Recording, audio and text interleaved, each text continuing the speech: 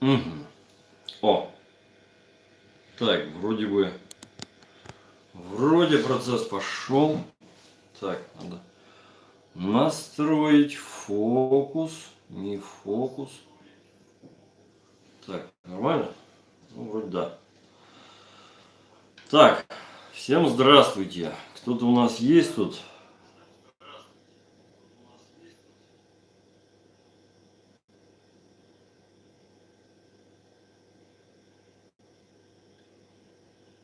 Два человека, 5 человеков. Ну, я не академик, конечно, 6 человеков. Да, и даже не глава государства, как минимум пока. Ожидать, конечно, что тут будут толпы и сотни тысяч сразу не приходится. Ну ладно. Так, звук. Сам себя слышу. Так, извините за задержку, за опоздание. Вот. Техника на грани фантастики. Как всегда. Да. Так, Кирилл, добрый. Когда в Москву приедете? Да пока как бы нет такой необходимости ехать в Москву, поэтому туда и не еду. Как необходимость появится, так поеду. Вот. С каких-то пор, собственно, все вопросы решаются по телефону и так далее. Вроде как нужные, необходимые контакты установлены, поэтому не езжу. Зовите, приеду. Так.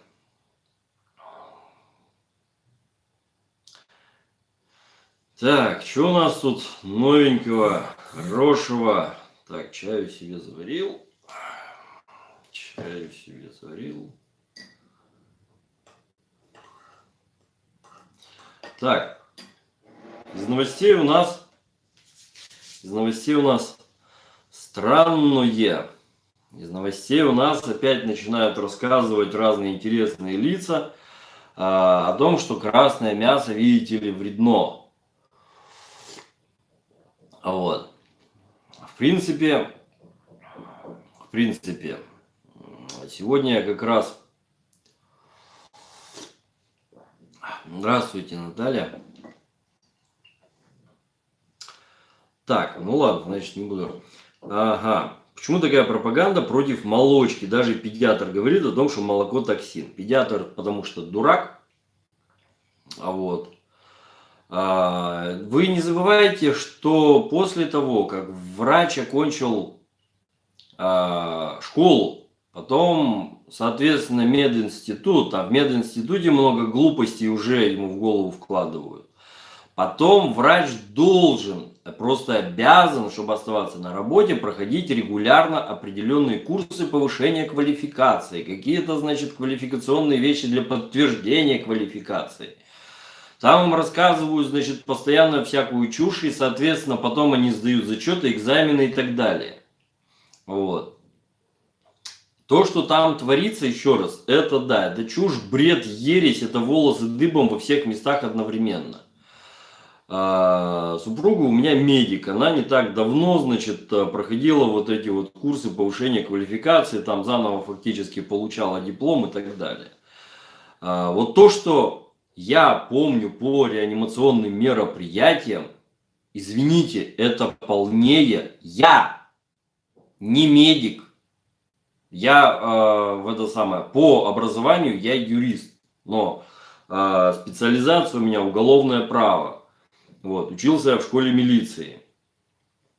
Нас учили вот этим всем вещам, оказание первой помощи, там какие-то необходимые реанимационные действия, там и т.д. и т.п. Вот.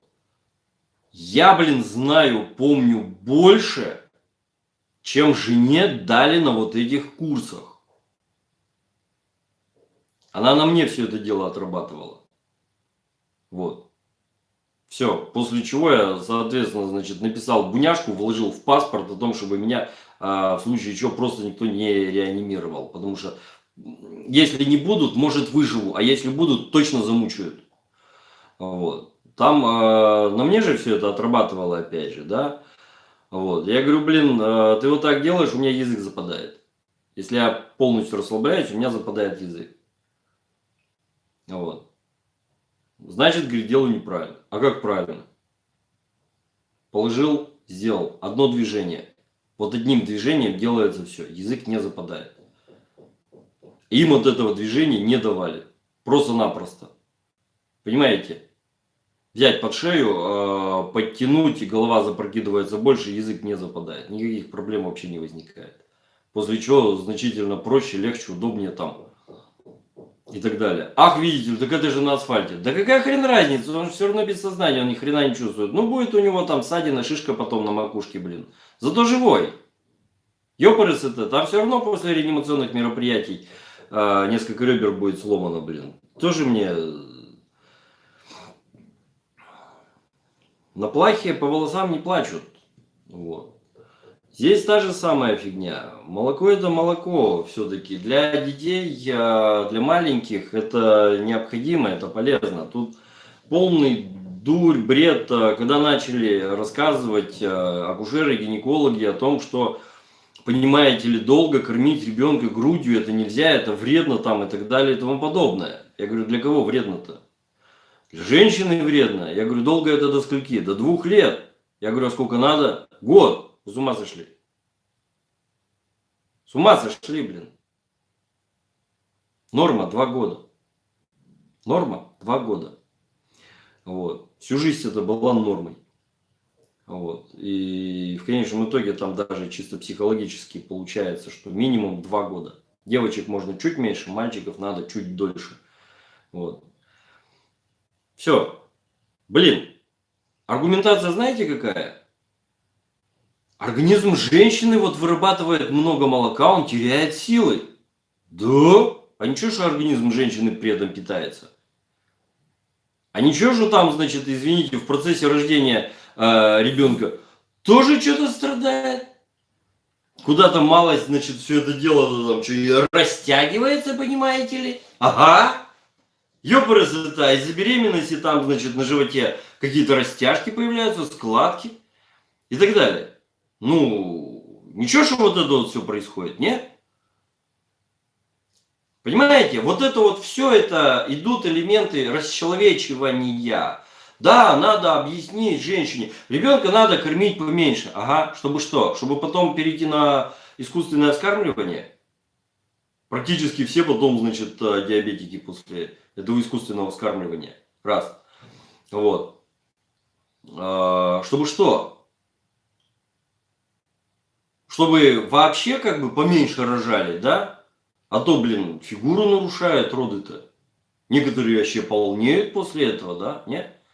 И так далее. Понимаете, вот это вот все, вот куда, собственно, нацелено.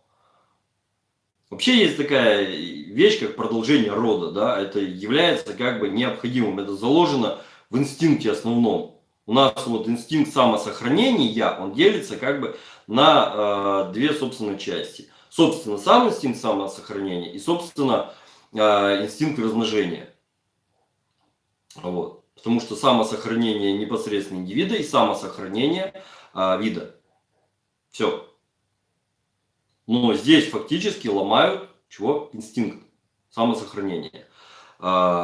И дело в том, что получается очень такая интересная штука. Смотрите, у женщины просто-напросто заложена программа о том, что она должна родить. У нее все вот вокруг этого. То есть она бегает, как только там, значит, начинается какая-то половозрелость, она начинает бегать, искать самца, да. Ей, значит, в социуме объяснили, что лучше всего рожать ребенка, будучи там защищенной и так далее и тому подобное, соответственно, будучи замужем. Да, все, она бегает, соответственно, мужа ищет. Вот. Она идет на все, что угодно для того, чтобы найти самца, завлечь его и держать его рядом.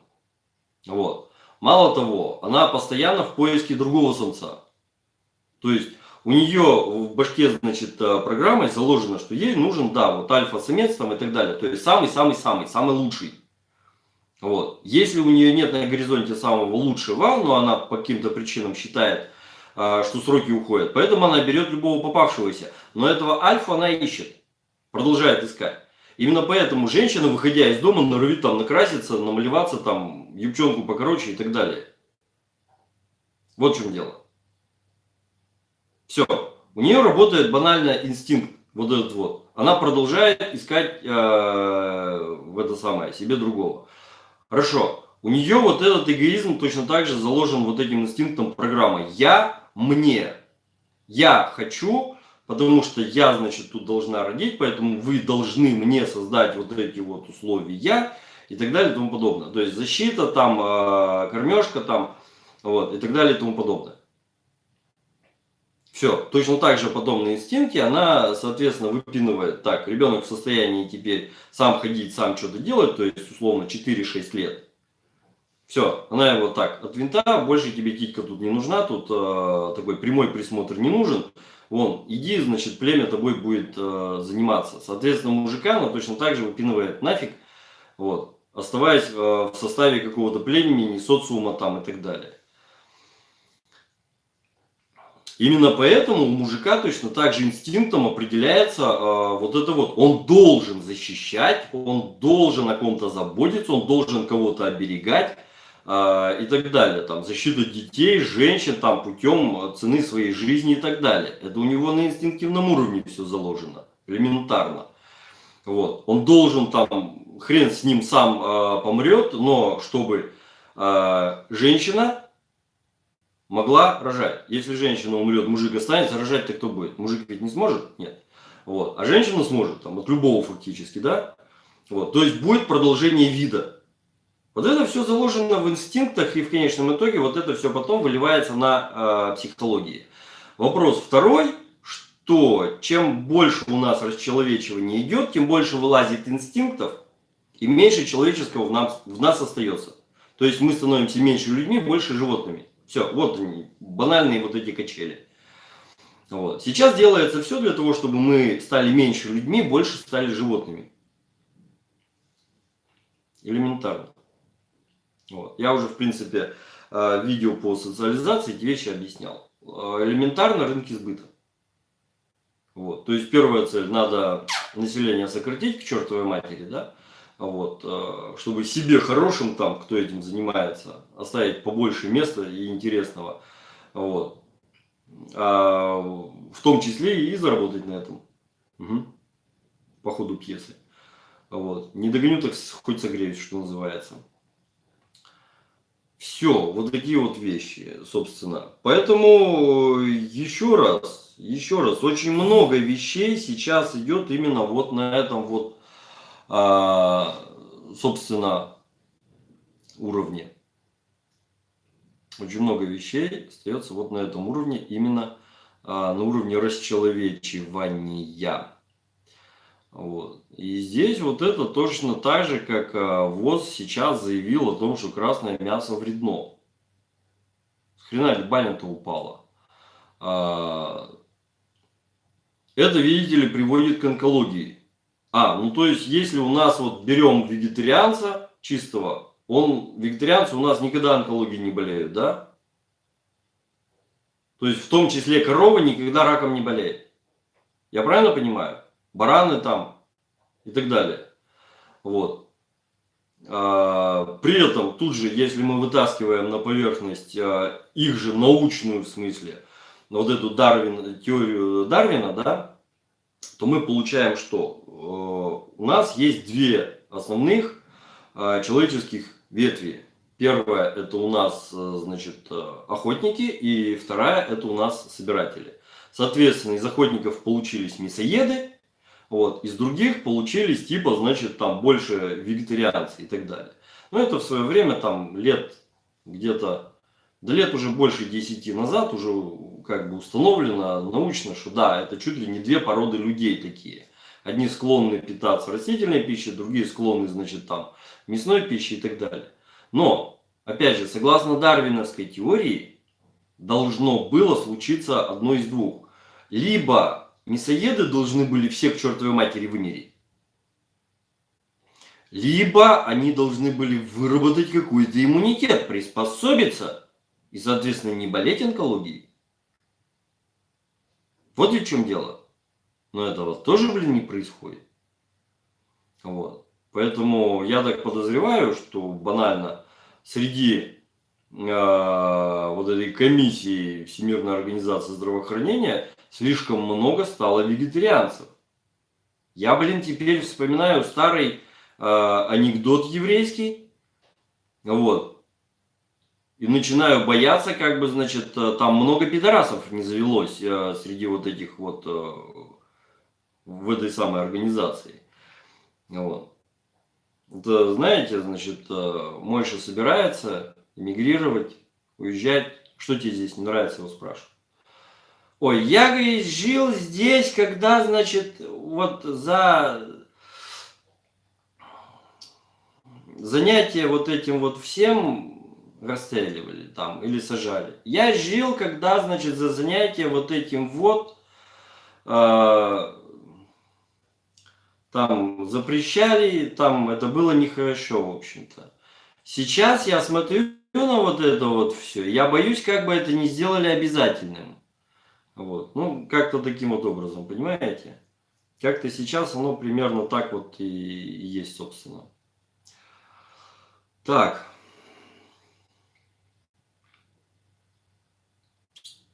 Во время беременности, кормления грудью кровоточат десны, портятся зубы. Ответ не нашла нигде.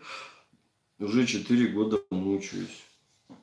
Ну, запасы слишком маленькие, организм работает неэффективно. Слишком много сил тратит на что-то другое. Вот. Поэтому вот так. Нехватка витаминов, нехватка кальция, в том числе всего этого хозяйства, дикая нехватка и в еде. Элементарно. Кровоточивость десен, это у нас сразу показывает на дефицит витамина С. Зубы портятся, это сразу показывает на нехватку кальция. Элементарно. Вот. А, собственно, до сих пор у нас во многих случаях качают беременных на вот таких вот качелях, Ой, гемоглобин низкий, на кальция назначили, кальция, в это самое, железо назначили, зубы посыпались, зубы сыплются, кальция сейчас добавим. Кальция добавили, железо упало. Почему? Потому что железо с кальцием конкурируют за всасываемость. Элементарно. Там надо назначать и то, и другое одновременно. Но лекарственные препараты очень сложно дозировать. Правильно дозировать. Вы же не будете каждый день ходить сдавать анализы, да? Вот. Это все необходимо компенсировать при помощи продуктов питания. Вот тогда организм возьмет ровно столько, сколько ему надо, а больше он не возьмет. Лекарственные препараты, они все запихивают что-то в организм. Всего лишь. Поэтому здесь, с одной стороны, требуется, что у нас, самое банальное, говяжья печень, например, просто говядина очень хорошо, сок гранатовый, это источники железа. Тут же, у нас костные бульоны, крепкие говяжьи костные бульоны, вот, это у нас соли кальция. Вот. Кунжут, например, это у нас опять же тот же самый кальций, например. Рыба с костями, это тот же самый кальций и так далее. Там достаточно все просто. Единственное, сейчас народ, курятиной, десны кровоточат, это не только ротовая трихомонада. Не только. Вот. Если это происходит строго во время беременности, то это нехватка витаминов.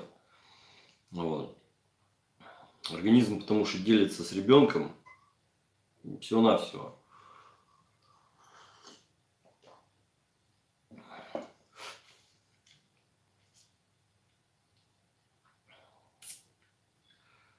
Вот с этими всеми глупостями, понимаете, оно периодически дурь-то проявляется вот в этих верхах, или у медиков. Поставили кого-то там медициной руководить. Ну, вот был у нас такой Вишневский в годы войны. Светило, мазь имени себя изобрел, да? Но вот эту вот мазь, этот самый Вишневский, фактически приказным порядком пихал, заставлял, значит, пихать куда угодно. Но мазь-то она на жировой основе. Дело в том, что она работает со всякими там червями и так далее. Великолепно, вытягивает, да. Но проблема в том, что на фронте у нас в основном раны. Ранения именно вот такие, значит, с повреждением тканей. И самая страшная инфекция – это анаэробная инфекция. Анаэробная инфекция развивается тогда, когда нет доступа кислорода. Элементарно. Вот. Именно она вызывает там всякие гангрены. Вот. С аэробной инфекцией бороться очень просто. Поэтому, если вы заполучили какую-то рану, хотите себе заполучить гангрену, ради бога, жировой мазью мажьте, чтобы рана не дышала. У вас там будет развиваться анаэробная инфекция со всеми вытекающими последствиями. Образование гноя там будет непрерывное, постоянное. Соответственно, если рану постоянно там чистить, да, то размеры раны будут увеличиваться за счет того, что вы будете постоянно удалять мертвевшие ткани. Но рана заживать не будет. Сколько народу, блин, погибло из-за этой мази, хрен его знает. Но этот козел у нас считается вау, блин, светилом, академиком. Там его детей и внуков, блин, почестями ее посыпают. Понимаете? Как вот относиться ко всем этим вещам? Так, что-то я не вижу вопросов, ребят. Где вопросы? Где вопросы?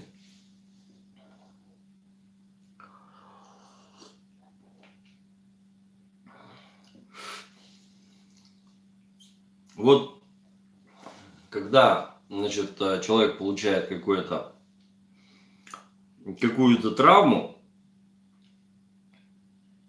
значит, какую-то рану, то у человека в первую очередь выделяется кровь. Правильно? Когда выделяется кровь, это в том числе позволяет промыть рану от какого-то мусора.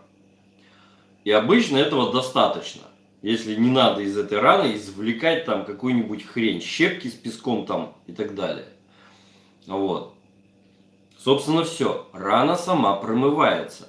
Если, значит, рана не промылась до конца, есть подозрение, что там остались посторонние тела, рану, соответственно, надо промыть. Для этого обычно достаточно чистой воды.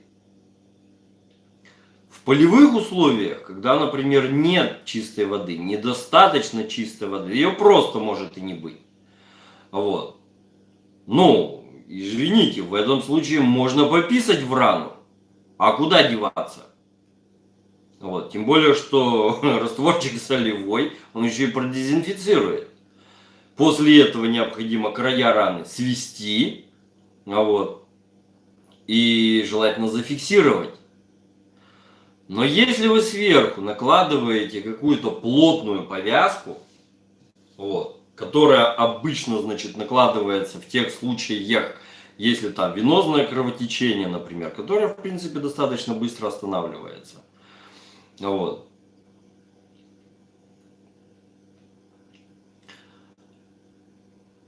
Так. Угу. Вопросики. Расскажите, в каком количестве в виде морсов оптимально употреблять клюкву? Да пока хочется, это же еда, ребят. В каком объеме можно употреблять борщ? Блин, пока хочется. Здесь все то же самое. Хочется – ешьте. Хочется – пейте.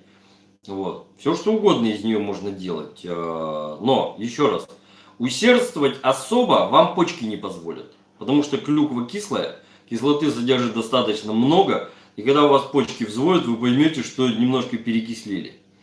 Вот. Так. Насколько страшен боррелиоз? Осень теплая. Да настолько и страшен.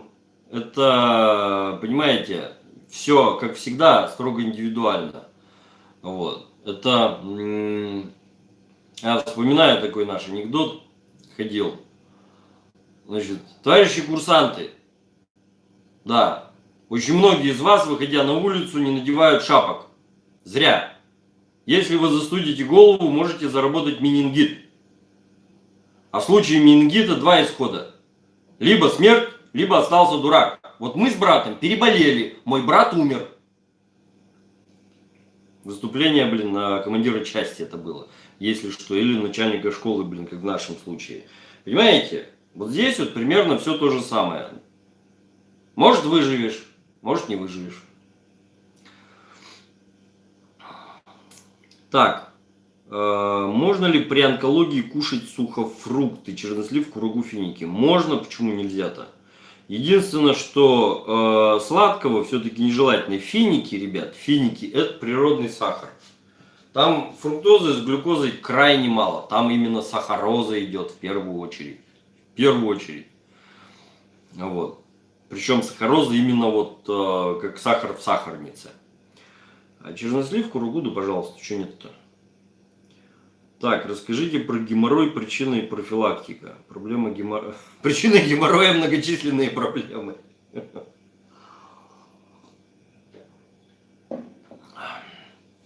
Геморрой это, как сказать, свободно-радикальная болезнь. Когда слишком много избыточного кислорода в организме. Например, в результате каких-то воспалительных процессов. Вот, то есть слишком активно действуют эритроциты. Образуется в результате их действий много свободного кислорода, который не знает, куда себя деть.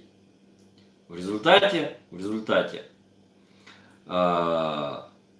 вот эти вот эритроциты, сталкиваясь со свободным кислородом, они банально окисляются, они теряют заряд полностью и образуют уже не монетные столбики, они слипаются банально в шарики.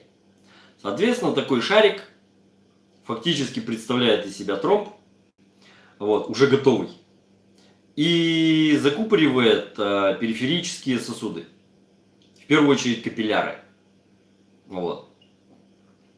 Все, со всеми вытекающими отсюда последствиями. При том, что туда у нас артериальная кровь под давлением, а оттуда у нас теоретически давления нет, у нас все это дело утекает через венозную систему.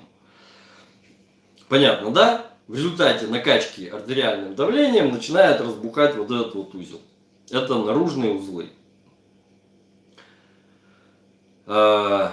Соответственно, для того, чтобы вот это хозяйство убрать, требуется что? Требуется водород. Для того, чтобы связать свободный кислород. Банально. И превратить его элементарно в воду. В некоторых случаях помогает кайенский перец. Это в тех случаях, когда, например, он гасит какой-то воспалительный процесс в организме. Вот. Из-за содержащегося в нем капсаицина. Бывает внутренний геморрой, так называемые геморроидальные узлы. Это когда человек идет в туалет, сходил вроде нормально, через там минут 30-40 час почему-то он идет второй раз, и во второй раз там уже, значит, все это дело с кровью. То есть это образуются внутренние геморроидальные узлы, они такие в виде, вот если воздушный шарик наполнить водой, да, держите за пипку, и вот он такой вот вытянутый, и внизу вот эта вот емкость с водой, и вот такой вот. Вот такой получается геморроидальный узел, значит, наполненный кровью, банально, который, соответственно, давится проходящими каловыми массами, кровь изливается, кал, значит, проходит, а пока все это дело там наполнялось, оно, блин, давило во все стороны, кишечник подумал, что он полный, сработал механизм, вот этот вот, все, массы пошли. Причиной этого, например, геморроя является обычно волосоглав. Есть такой глист волосоглав. Вот. Эта сволочь в состоянии выживать в толстом кишечнике, но зубов у него мало, зубы у него слабенькие, потому что башка у него тонкая, первая половина тела у него очень тонкая, именно как волос.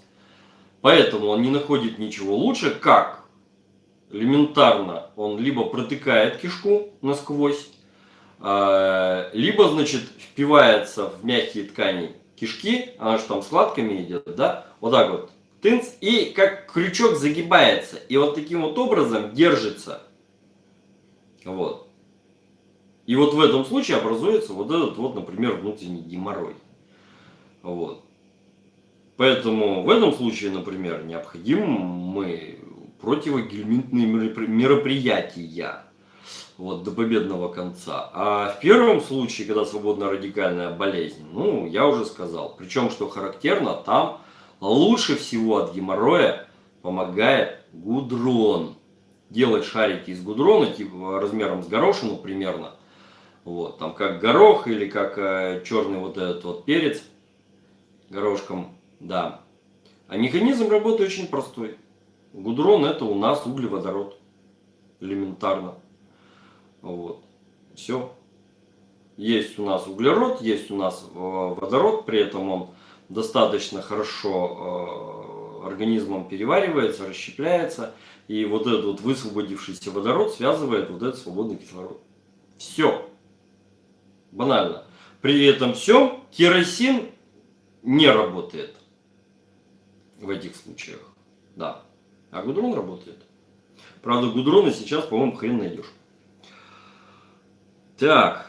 Дед жил в деревне, разводил овец, ел много мяса, ветеран войны, был серьезно ранен, прожил 95. Это я про вред красного мяса. Так и я о том же. Информация медиков противоречит жизненному опыту. Так в том-то и дело, что у них на сегодняшний день, ребят, я могу констатировать одну простую вещь. Наука в том ее виде, в каком она должна быть, то есть как институт, инструмент поиска истины, умерла. Осталась наука как механизм грантоизвлечения. Все. Да, остались еще, значит, там какие-то коллективы, которые действительно что-то пытаются делать. Но у нас отбор такой, что у нас поддерживаются не все коллективы, а фактически выборочно. Вот эти вот интересные нам, мы их будем поддерживать. А вот эти неинтересные, мы их не будем поддерживать. Понимаете? Собственно, все. Опять же, для того, чтобы поддерживать какой-то коллектив, да, вот этот поддерживающий должен в чем-то разбираться. Так как сам разобраться он не может, он тащит к себе каких-то экспертов. А эксперты обычно берутся из той массы, которые, скажем так, являются конкурирующей организацией. Все. Элементарно. Вот. Вот, например, вы сейчас потащите, допустим, вам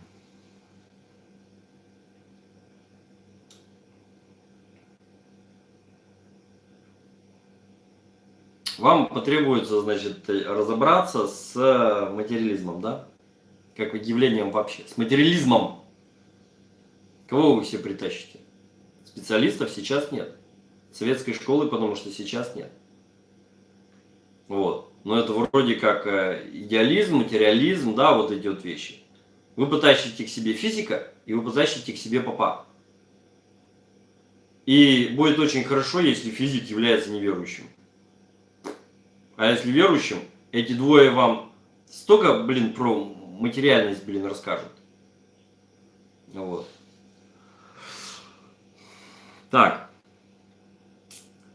Во время войны с успехом применяли компрессы с гипертоническим раствором соли. Это вам кто такое рассказал? Значит, объясняю на тему вот этой самой соли. На тему гипертонического раствора соли какой-то придурок рассказал, и его распиарили. Почему? Потому что, как говорил Геббельс у нас, чем чудовищнее ложь, тем охотнее в нее верят. Это первое, что вам надо знать.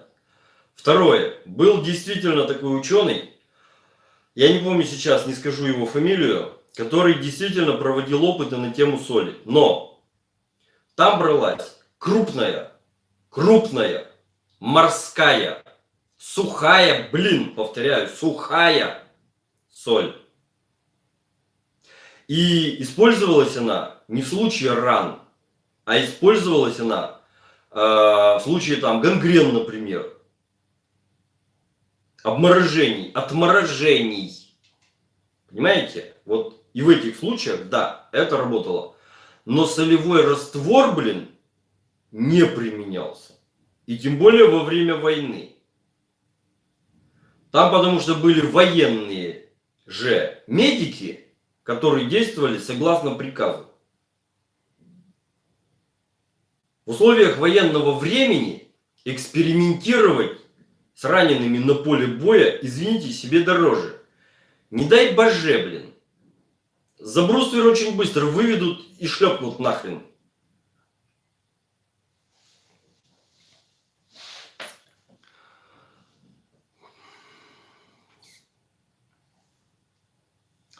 Так. Как относитесь к препарату дорогого АСД, блин? Ну, видимо, новая пошла волна рекламы этого АСД. Когда Дорогов был жив, этот АСД работал. После того, как остались наследники Дорогова, качество препарата нестабильно, результат препарата нестабилен. Абсолютно. Предсказать, будет он работать или нет в каком-то конкретном случае, просто нереально. Все. Так, после серии видео «Патриархат» пересмотрел отношение к мужу. Очень благодарна, никто такое мне не говорил. Скажите, отношение к многодетным семьям. Реально ли сейчас воспитать 5 детей, например? Много детей – это хорошо. Как оно говорится, да, дети – цветы жизни, даешь клумбу. Вот. Почему 5-то воспитывать нереально? Есть очень простой, как сказать,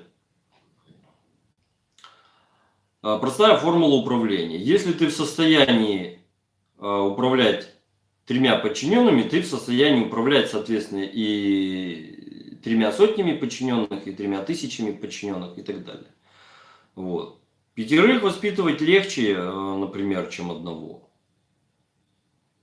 Потому что они как минимум же все не одного возраста идут. Там старшие уже помогают вот, воспитывать младших и так далее. Это очень хорошо. Единственное, что да, здесь требуются конкретные взаимоотношения мужчины и женщины, именно что жены и мужа. Вот. Учитывая современную систему образования, у нас до сих пор есть такая штука, как семейное образование. Не домашнее по медицинским показаниям, а именно семейное образование. Вот. Когда дети учатся непосредственно в семье, проходят школьную программу непосредственно, значит, в семье, не посещая школу. Очень многие жалуются на то, что не дают уйти на семейную форму образования. Ну что значит не дают? Ну как могут не дать? Если вы делаете все правильно, они не могут не дать.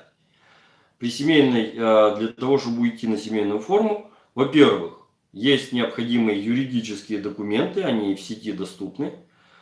Второе, в управлении образования пишется не заявление с формулировкой «прошу перевести». Конечно, вас никто не переведет.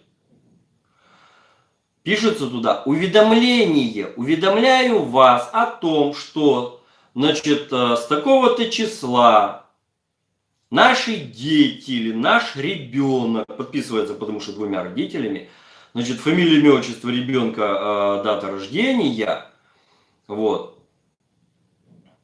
будет обучаться в рамках семейного образования согласно такому-то закону, таким-то пунктам этого закона, вот, дома. Значит, мнение ребенка учтено, решение принято осознанно. Все. Вы берете, 2 экземпляра этого хозяйства, один запечатываете в конвертик и отправляете, значит, заказным с уведомлением в это управление образования. Все. 2 экземпляр оставляете себе. Значит, в школу вы пишете заявление о том, что прошу издать соответствующий приказ по школе. О том, что такой-то ребенок находится на семейном обучении, в результате чего, соответственно, не надо писать в школьном журнале, что он отсутствует, а надо просто ставить «С», в смысле семейное, вот, и, соответственно, чтобы тот же библиотекарь был уведомлен о том, что да, учебники они тоже должны теперь выдавать. Вот. В некоторых областях нашей необъятной родины семейникам даже деньги выплачивают. Вот так вот. Так. Общество настроено против многодетных, особенно если больше 3. Вот знаете, здесь вот на тему сразу общества. Почему сложно заниматься любовью на площади? Советами замучают. Поэтому не надо никого спрашивать и не надо никому особо просто-напросто рассказывать. Все. Меньше знают, крепче спят. Так. Грелка на печень после еды. Нахрена козе баян-то? Ну нахрена козе баян? Ну если, блин, вы кушаете правильно, печень функционирует нормально, там и так все будет нормально идти. Блин. Что с человеком не дело, он упорно ползет на кладбище. Так, Белла Пилявская. Здравствуйте, Василий Андреевич. Теплый привет из Баку. Я вот вам тоже могу передать привет, но не особо теплый, у нас уже -1. Так. Да, из солнечного Азербайджана. Я понял. Так, скажите, пожалуйста, осиновая кора уничтожает грибы в организме человека? Нет, осиновая кора уничтожает глистов и их яйца. Соответственно, лишая грибов питательной почвы. Вот. Так, с мамой начали употреблять каенский перец. У мамы после его употребления возникают покалывающие боли под правым ребром.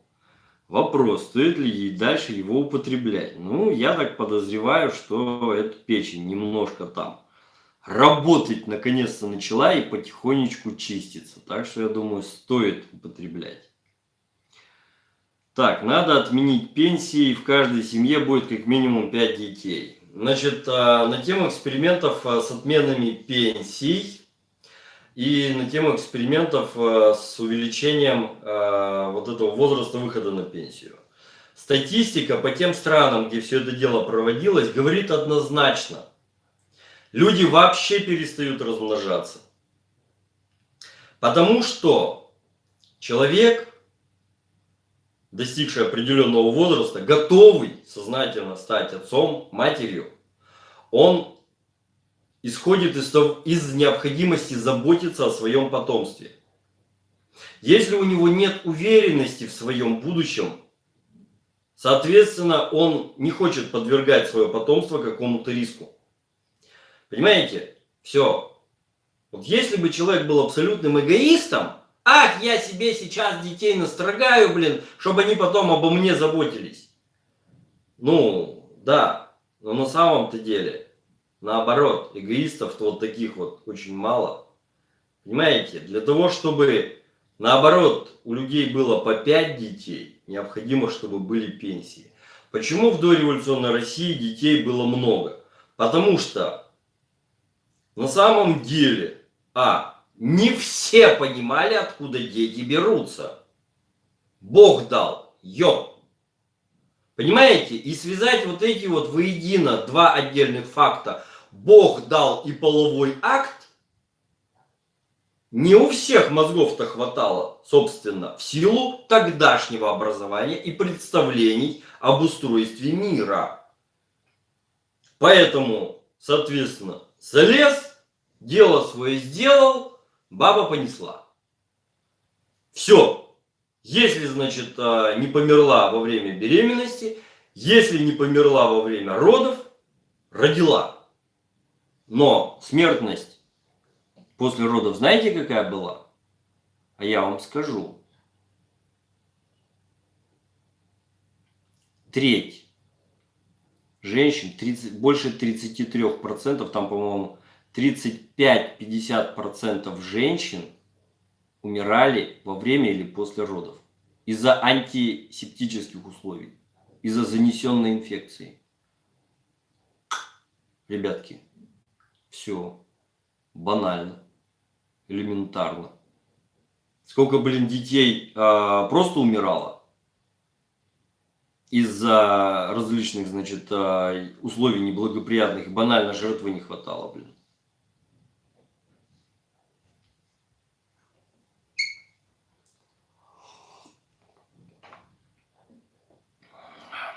Да.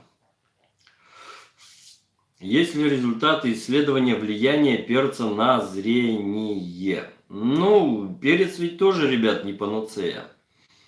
Он, например, хорошо работает, когда какая-то зараза на роговице заводится, там типа грибов и так далее. В этом случае, например, берется настой, водный настой паприки, вот, и закапывается в глаза. Да, есть жжение, но роговица очищается. Вот. Раз. Второе. Заметьте, во всем мире используется перечный газ, перцовый газ. То есть там используется в первую очередь капсаицин. Вот в этих баллончиках аэрозольных распыляется капсаицин, который попадает в глаза. Да, не смотреть ничего невозможно, рожа горит, глаза тем более. Но, что характерно, никто еще от этого не ослеп. Вот. У нас дело в том, что мало того, что мозг имеет вот этот вот барьер, такой мощнейший, что лишнее туда практически не проскакивает, глаза, соответственно, имеют второй барьер, и поэтому запихать какое-то химическое вещество в глаз крайне сложно. Глаз имеет, а тем более у нас повышенное относительно артериального давления, то есть он надутый получается. Поэтому закапыванием, например, в глаз, практически вы в этот самый глаз ничего не введете. Ввести можно только закапывая в нос, рассчитывая на то, что все это хозяйство сразу вот здесь в носу всосется в сосуды там и так далее и тому подобное. Вот. Все. Вот там, да, это может попадать в глаз. Но вот таких вот препаратов у нас практически нет. Да. Так. Есть ли результаты исследований, как улучшить отток желчи при дискинезии желчевыводящих путей? Ну, есть надо правильно. Животные жиры надо есть. Лецитин надо есть. Вызывает отток желчи. Как раз таки все. Надо стимулировать отток желчи. В первую очередь. Да, но не пиная, блин, по печени и, соответственно, там не разогревая все это дело грелками. Понимаете, вот опять же, если мы возьмем сравнение, да, вот, допустим, у гражданина плохо заводится автомобиль. Раньше все было понятно, значит, лезли в систему зажигания, смотрели, значит, карбюратор, чистили этот самый карбюратор, вот, регулировали зажигание, смотрели свечи, регулировали свечи, меняли эти самые свечи. И все становилось нормально. Так? Но можно пойти, конечно, по другому пути. Можно, соответственно, если двигатель плохо заводится, взять баллон с эфиром и вдуть ему туда, во впускной тракт эфира, значит. Схватился. Поработал, пока эфир там был. Потом опять не работает, да. Фигня, сейчас еще эфира добавим. Вот это все те же самые примочки, вот эти вот с печенью. Давайте погреем ее, давайте, значит, помассируем ее. А чинить не пробовали? Почему с автомобилями все понимают, как надо действовать правильно? Почему со своим организмом никто не хочет поступать именно так же? Еще раз повторяю, что с человеком не делать, он упорно ползет на кладбище. Вот.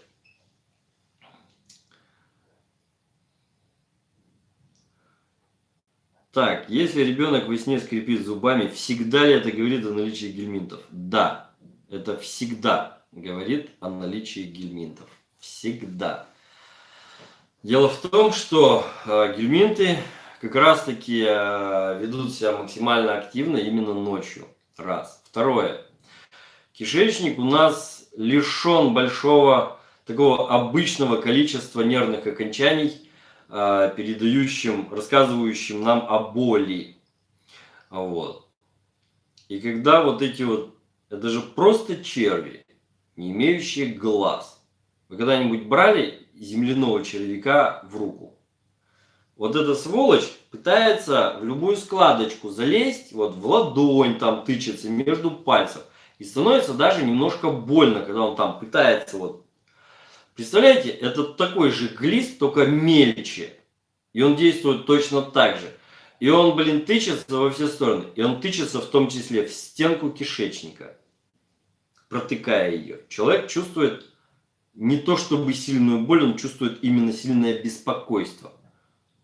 Вот. Мало того, очень многие гельминты выделяют анестезирующую слизь, то есть слизь, содержащую анестетики, почему человек не чувствует, когда они выходят из него, заползают обратно и так далее.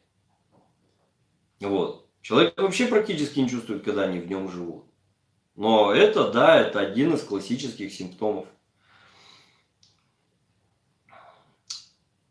Так, есть ли противопоказания к длительному голоданию? Нету. Во всяком случае, мне таковых неизвестно. Так, где можно приобретать БАДы помимо iHerb и Махабазар, чтобы доставка была по всему миру? Ребят, честно не знаю. Не интересуюсь такими вещами. Свои вопросы, в принципе, я уже все решил. Вот. Результатами этого всего хозяйства я делюсь с вами. Вот. Каким образом я это делал? Вот я проходил определенные этапы, да, они помогали мне, они помогали другим людям. Я это действие все шлифовал, потом теперь выложил. Вот. Все. Мало того, когда я всем этим занимался, даже iHerb не было еще. Да. Искал по другим сайтам. Не обязательно все в одном месте заказывать. В разных можно найти.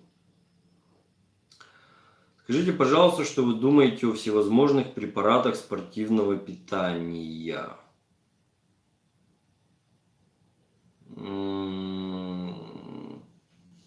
Там надо смотреть конкретно. Надо смотреть конкретно. Что именно?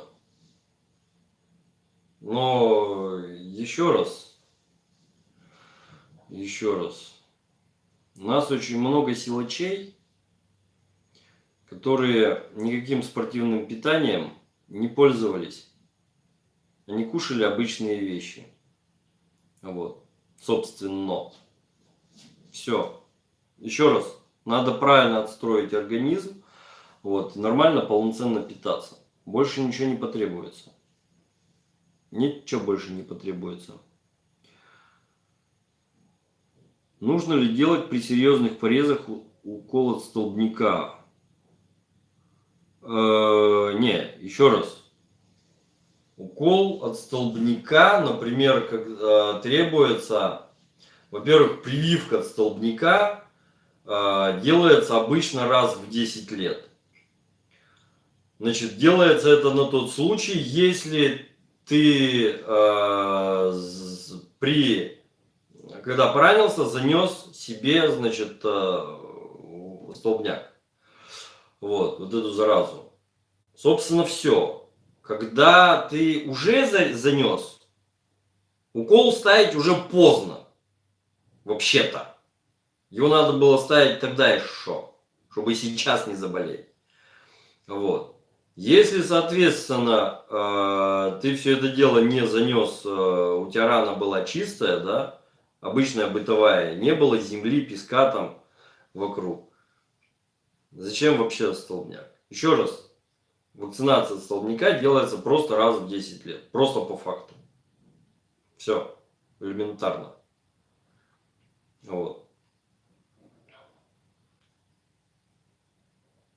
Это там перестраховка, блин, давайте сейчас еще раз поставим. Да идите нафиг, ребята, мне недавно ставили. Не хочу больше.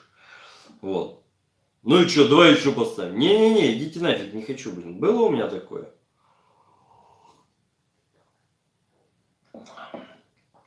Спрашивают сейчас потому что они обязаны спрашивать.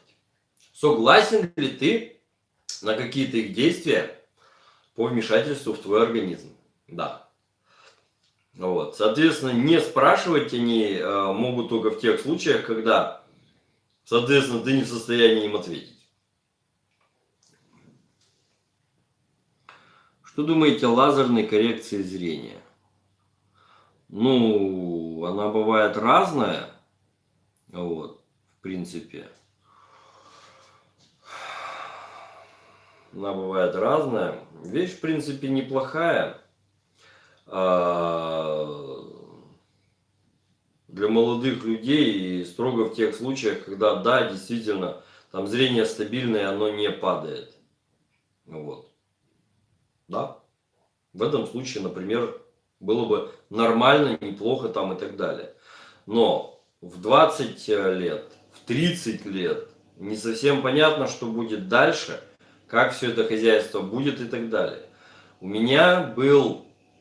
в общем, медики путаются в показаниях. Одни говорят, что у меня минус 5 зрения, другие говорят, что у меня минус 7,5. Что характерно. При том, что вот эти вот очки, которых мне совершенно достаточно, на минус 3,75. Нормально, да? Соответственно, очки для вождения у меня на минус 4,5. Тоже нормально, да? Вот. При том, что в свое время точно, четко у меня было зрение минус 5,5 и были очки на минус 5 я носил. Потом начал заниматься, как вот Жданов рассказывал. Потом, значит, очки мне стали велики, что называется, одни глаза начали болеть. Я пошел, перепроверился, мне сказали, у тебя минус 7,5. Я говорю, вы с ума сошли, у меня очки на минус 5,5, я их носить не могу, они для меня слишком сильные. Вот. В результате сейчас как бы получается, что у меня зрение вроде как минус 5, и собственно все. А если бы я сделал вот коррекцию зрения, это как оно было бы? При том, что да, дальнозоркость возрастная у меня, собственно, развивается. И получается таким образом, что в сильных очках близко я ни хрена не вижу, а в слабых очках близко я прекрасно вижу. А уж без очков я вообще могу разглядывать все это дело в упор. Понятно, да? Вот. Ну, не будете носить очки сейчас, будете носить очки потом.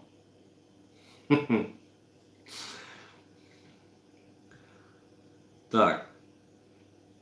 А так, самое главное, чтобы у медиков были руки прямые. Так, на чем основан биорезонансный метод определения болезни? Используют ли его в России? В чем его перспектива? Блин. Не, ребят, честно, у меня вот эти вот все материалы есть. На сайте все это лежит, несколько раз я уже рассказывал. Но смотрите, во-первых, первое. Биорезонансный метод диагностики разработан именно в России. Ну, в смысле, в Советском Союзе. Раз. По одной простой причине, что это чисто голая физика.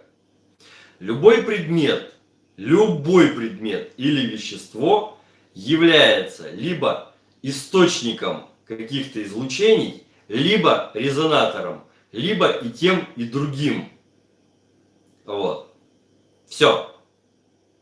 Соответственно, если меняет излучение, сам испускает излучение, значит, это можно считать.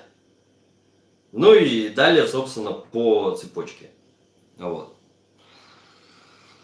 Но единственное, что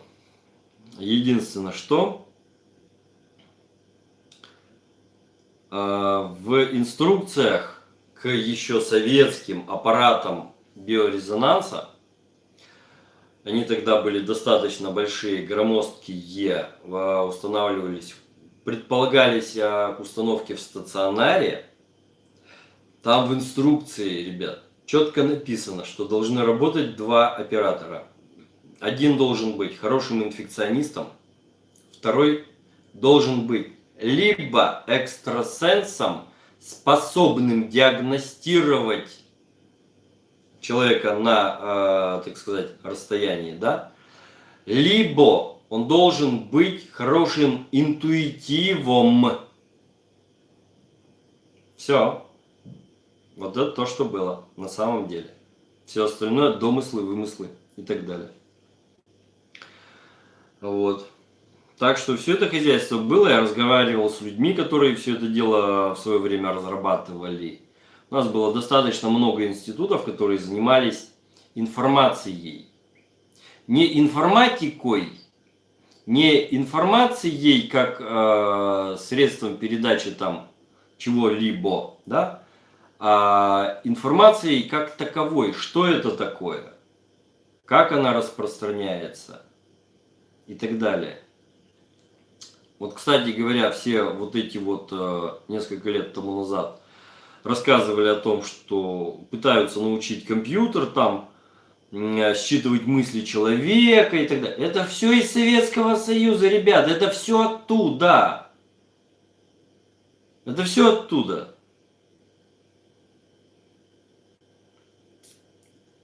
Перспектива есть. У любого инструмента есть перспектива. Были бы руки прямые и понимание, как это надо использовать. Вот. В чем могут крыться причины астигматизма? Ну, самое простое, еще раз, посторонние какие-то вещи в глазном яблоке. Все. Ваше отношение к вакцинации. Рассказывал уже, делать или нет, решать строго вам. Строго вам.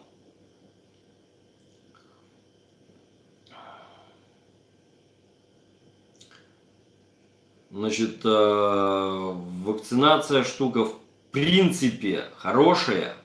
В принципе хорошая. Как именно принцип подхода. Но каким образом это в последнее время исполняется, это уже, извините, совсем другое. Вот. Это примерно то же самое, что, ну, любовь это хорошо, да? Но, блин, с грязным этим самым, блин, это нехорошо. Это всегда может привести к каким-то нехорошим последствиям. Здесь все то же самое. У нас сейчас нет ни одного производства собственного, имеющего собственную технологию. Все наши производства работают по технологиям импортным, и оборудование, соответственно, импортное, со всеми вытекающими отсюда последствиями. Понимаете? Так, ленточные глистов, которые спускаются в толпу. Ленточные не обязательно спускаются. Ленточные, где поселился, там и живет сволочь. Удалять, да, удалять очень сложно. Выводить их очень сложно.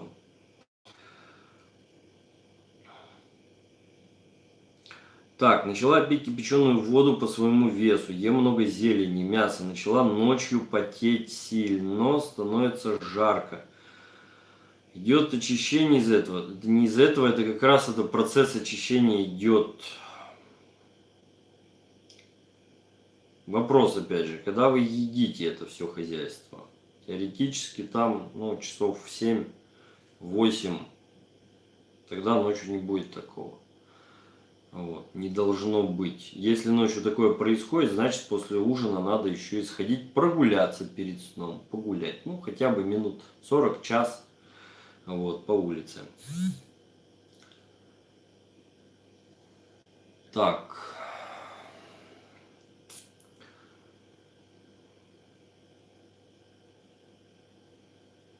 Что думаете про 5G? Вредно ли для людей? Так. Дайте-ка я чат включу, там все будут сообщения у меня. Так. Йодомарин утром 300 микрограмм. Много. 300? Зачем? 200 максимум для взрослого в условиях радиационного заражения. Или риска радиационного заражения. 50 микрограмм с утра выше крыши. Абсолютно. 300 это слишком много. Так. 5G. Вредно ли для людей? Не знаю, ребят. Я исследованиями по этому поводу не занимался. У меня нет своей лаборатории. Но сообщение о том, что из-за этого гибнут птицы, настораживает. Вот это настораживает. В принципе, и 4G, оно как бы до сих пор не исчерпало своих возможностей. Дело в том, что операторы сознательно занижают скорость. Потому что чем ниже скорость, тем они, соответственно, меньше платят там своим же поставщикам интернета. Понимаете? Соответственно, больше прибыли они положат себе в карман. Вот. Поймите, что все вот эти вещи в первую очередь придумываются не для нас с вами, а эти все вещи в первую очередь придумываются для извлечения прибыли. Как еще можно эффективнее извлечь прибыль? Вот этот интернет вещей предполагает, ну ладно, это самая стиральная машинка, которая, блин, обновляет это программное обеспечение из интернета. Ну нахрен это нужно? Холодильник, который сам заказывает продукты. Блин, зачем вам такой холодильник, если у вас денег на эти самые продукты не хватает, да? Вот.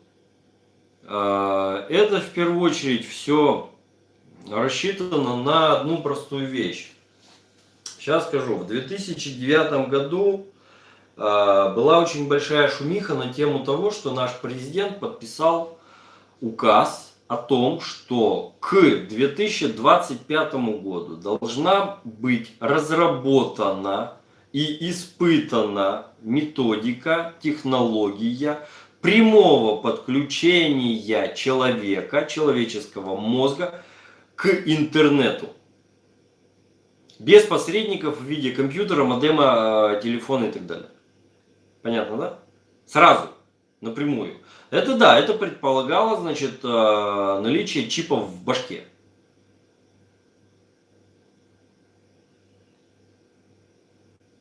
Вот в этом случае, да, интернет вещей, как говорят, да, нужен.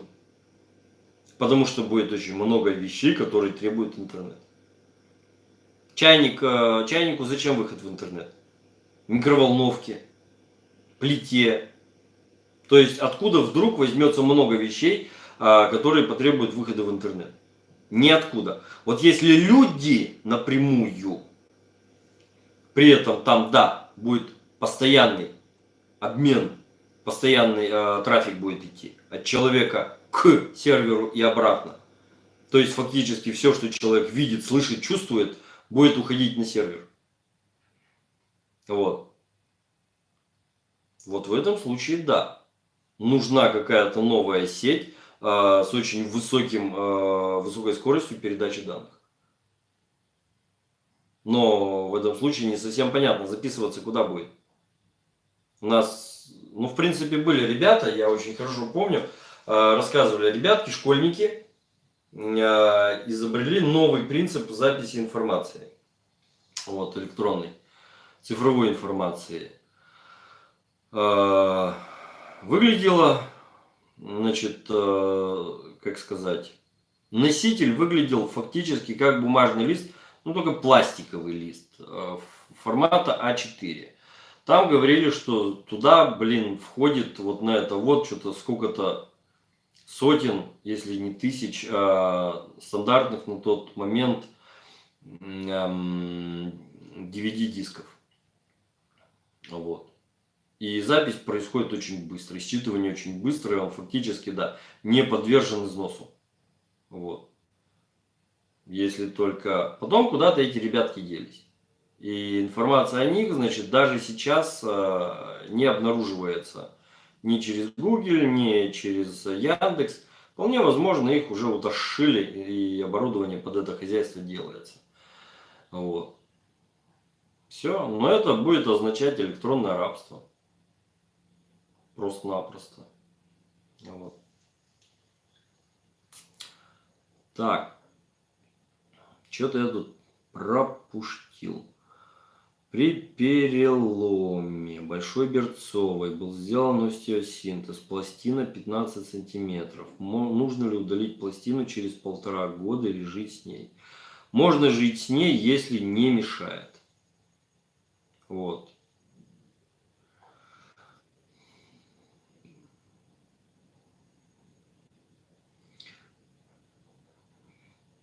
Так.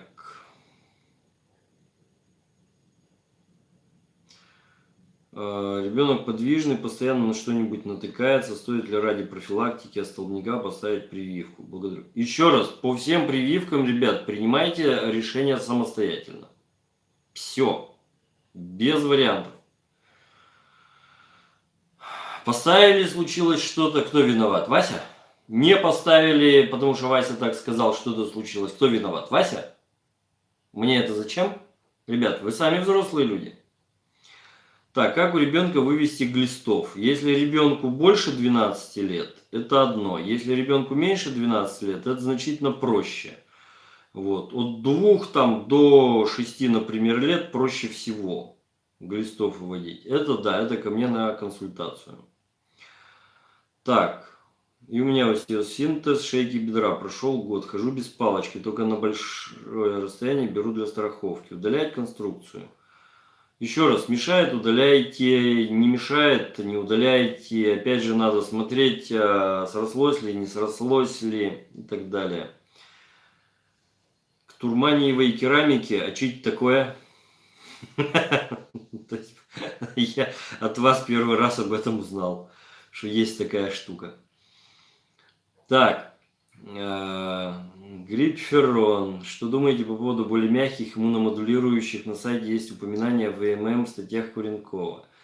Так в том-то и дело, что это все, да, это растительное и после определенных вещей, да. Понимаете? Значит, здесь идет просто-напросто словоблудие. Грипферон это не иммуномодулятор, это иммуностимулятор. Вот. А ВММ это, да, это в малых дозах иммуномодулятор, а в больших дозах иммуностимулятор. Понятно, да? Или непонятно? Значит, самый чистый иммуномодулятор, который даже в больших дозах не может стать иммуностимулятором, это, например, настойка или настойка корня молочая палласа. Все. Ради бога. Вот, там чистый иммуномодулятор, и даже стимулятором ни при каких условиях быть не может. Вот. А вот эти вот медицинские вещи, там чистейшие стимуляторы. Просто народ перестал их брать, они поменяли название. Маркетинг, ребят, маркетинг. Раньше так и было написано чисто, честно, вернее, говно. И народ не брал. Они написали конфетка, и народ радостно побежал хватать. Так. В прошлом стриме было предложение зрителей собрать деньги на темнопольный микроскоп. Расскажите, что это такое, чем будет полезно, может кто-то поддержит. В прошлом стриме я рассказал о том, что у меня вот есть обычный микроскоп лабораторный. Вот. Я записал видео, должно выйти, когда в понедельник должно, значит, выйти это видео по крови. Там на камеру, взял сам у себя кровь, накапал все это дело на предметное стекло, поместил под микроскоп, вот, подключил к компу, и, соответственно, видно, как там эритроциты бегают, да, кровь растекается просто по стеклу. Все это хозяйство видно, все это дело прокомментировал, вот посмотрите. Но подсветка у этого микроскопа, она идет определенным образом. Либо, значит, вот сбоку сверху, либо строго снизу. Вот. Картинка получается несколько плоскостная. При этом пока я не совсем понял, каким образом воспользоваться большим увеличением. Ну, там, а темнопольный микроскоп, он характерен тем, что там идет подсветка другим образом. Вот. Увеличение больше, соответственно. И он непосредственно предназначен именно для работы с кровью. Если на этом микроскопе плохо видно что-либо, кроме эритроцитов, то, соответственно, на темнопольнике там видно все. Вот. Там уже очень хорошо все видно. Да. Просто я сказал, что у меня нету, потому что темнопольник, он стоит там больше 30 тысяч. Вот. У меня как бы на такую игрушку, блин, денег, да. Дороговатая игрушечка получается. А кто-то, значит, предложил скинуться. Ну, ради бога. Я ж не против. Вон, Николай, администратор, обещает, значит, сделать, как это, и, типа информатория, значит, на сайте. Будет видно, значит, сколько прислали. То есть явно деньги не пропью. Вот. Да. Пробовал настойку хиноцеи кошачий коготь. Очень хорошо. Но там вся вот эти вот вещи, они требуются после того, как вы удалили какие-то проблемы в организме. После этого можно уже поднимать иммунитет. Вот.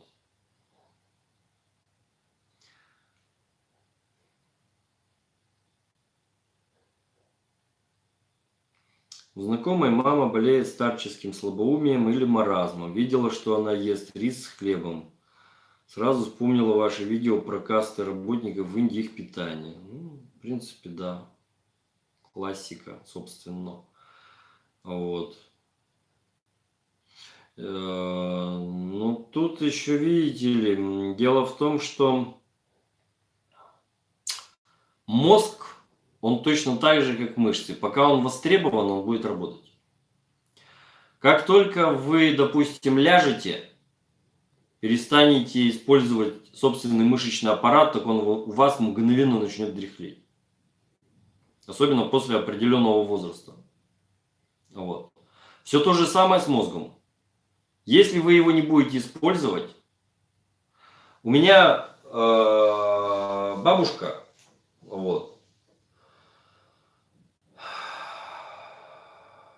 она умерла в достаточно преклонном возрасте, но она была актрисой, профессиональной актрисой, всю жизнь на сцене, вот, всю жизнь на сцене.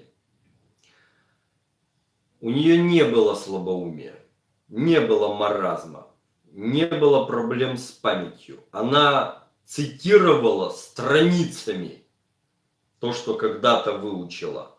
Она могла сходу запомнить текст, сразу, значит, там, опять же, страницами. Понимаете? Мозг тренированный.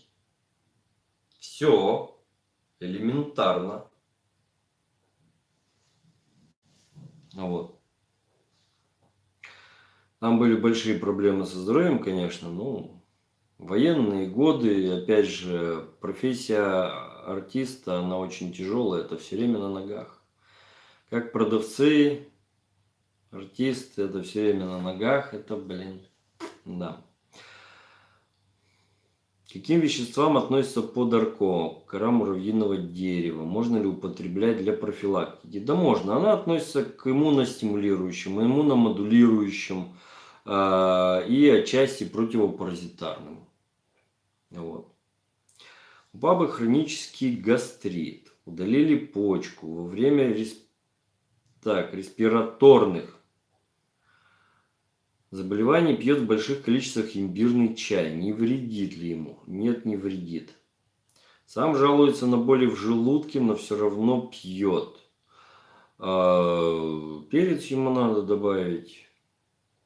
Перец. В этот же чай, но добавлять перец. Хотя бы пару щепоток каенского. Вот. Какие продукты нежелательно давать детям 3-5 лет? Сахар. Раз.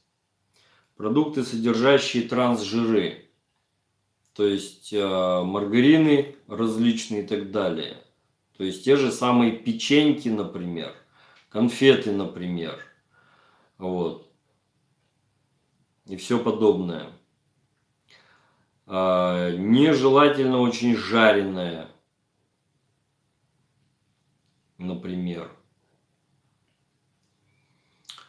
Содержащие консерванты искусственные, химические и красители. Вот. Если что, каротин или бета-каротин — это у нас, блин, витамины. Фактически. Его часто как в качестве красителя используют, некоторые пугаются. Вот. У меня в группе, ой, нет, у меня на странице ВКонтакте, по-моему, в фотографиях указано, сфотографировал, да, книжку, где все про детское питание. Для общепита, для детского питания, значит, там садиковского и так далее. Советская книжка. Очень хорошая штука. Вот. Так, можете перечислить симптомы, по которым можно однозначно утверждать, что организм заражен глистами. Если ничего не беспокоит, есть ли основания для беспокойства? Ребят, на сайте есть. Сейчас я вам просто всего не назову. Классические это у нас так, зуд в заднем проходе. Раз. Второе. Грязный задний проход или, значит, как сказать, задний проход со слизью после сна. Несмотря на то, что с вечера мылись. 2. Скрежет зубами. 3. Повышенное слюноотделение, когда слюна течет на подушку у спящего человека. 4. Газы регулярные. 5. Значит, в том числе, да, когда вы поели какую-то непривычную пищу, там, капусту, например, или бобовые, там, фасоль. Вот. Когда непосредственно наблюдаете глистов, значит, 6. Слизь в кале 7. Вот. Сейчас скажу. На гландах есть вот эти, образуются как бы такие камешки. Если там надавить то место гортанью, они выделяются, сплевываются. Вот, с очень неприятным запахом. 8. На сайте у меня все это дело указано, там, по-моему, порядка 11-12 пунктов. Я вот 8 назвал, остальные просто не помню. Вот. Если ничего не беспокоит, очень хорошо, но основания для беспокойства, они всегда есть. Как минимум, потому что вы не находитесь в стерильной среде. Элементарно. Вот. Поэтому в первую очередь рацион питания корректируйте. Зелень, перец. Да. Так, здравствуйте, Василий Андреевич, здравствуйте. Подскажите, пожалуйста, стержневая мозоль, как удалить? Не знаю, что за мозоль такая. Так, скажите, как лечить атрофический фарингит?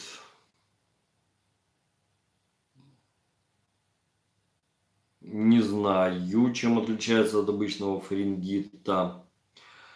Вот. Когда посмотрю, пойму, тогда скажу, как лечить. Но такие вопросы, они обычно все в пределах консультации, а не в пределах стрима. Здесь, ребята, общие вопросы все-таки. Что можете сказать про Адамов корень? Ничего не могу сказать. Блин, где вы такие вопросы откапываете? Я это все не знаю, блин. Что за Адамов корень? Так. Василий Андреевич, перец кайенский женщинам можно есть в любое время месячного цикла? Абсолютно можно. Заметила, что месячные долго не останавливались.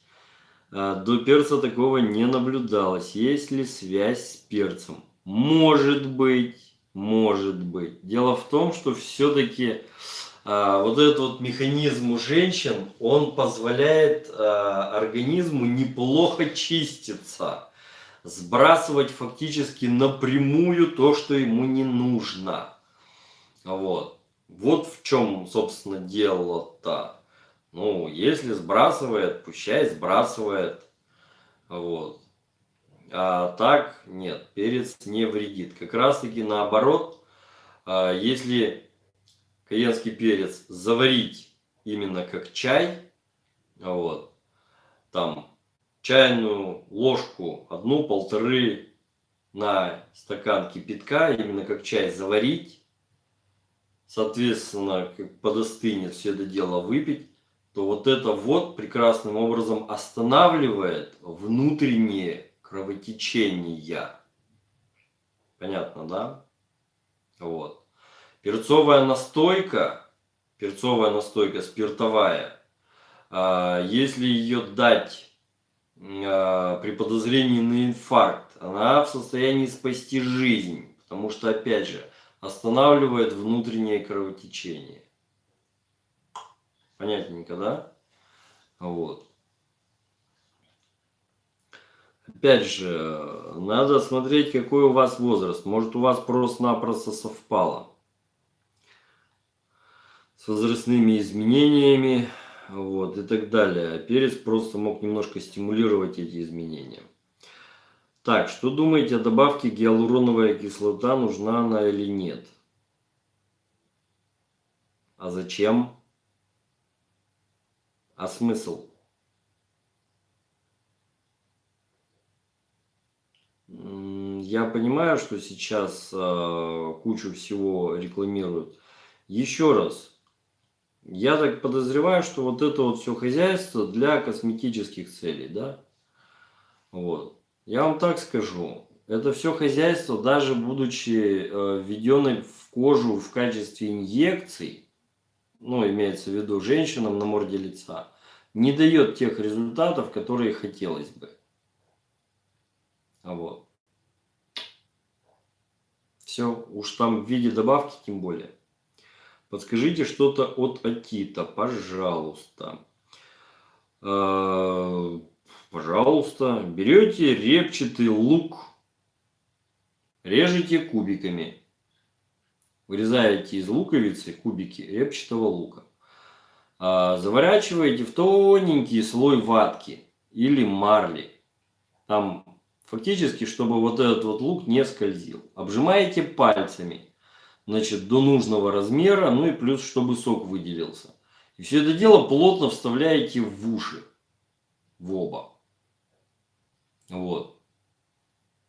На ночь.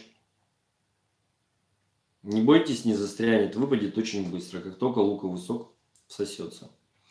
Вот. Соответственно, точно так же можно это все хозяйство, ну, в смысле лук там, нюхать, дышать луком, тереть все это дело на терке под покрывалом и дышать. Лучше просто вставить. Хорошо помогает. Но самое эффективное, это, берется сера, серная свечка, раньше такие были. Делается воронка вставляется в ухо, в больное, и над этой воронкой жжется серная свечка, что характерно, очень хорошо помогало. Вот. У мамы артроз коленных суставов, 80 лет, едва ходит. Смириться? Ну, собственно, никто мой рецепт лавандового масла с димексидом не отменял. В Ютубе, если что, этот рецепт есть. Ну, проще на сайте искать. Вот. То есть мазать колени, пожалуйста. Очень хорошо облегчает. Так, например, при псориазе, когда повреждение суставов есть. Так, Юрий Лесных, что при псориазе? Не совсем понял. Так.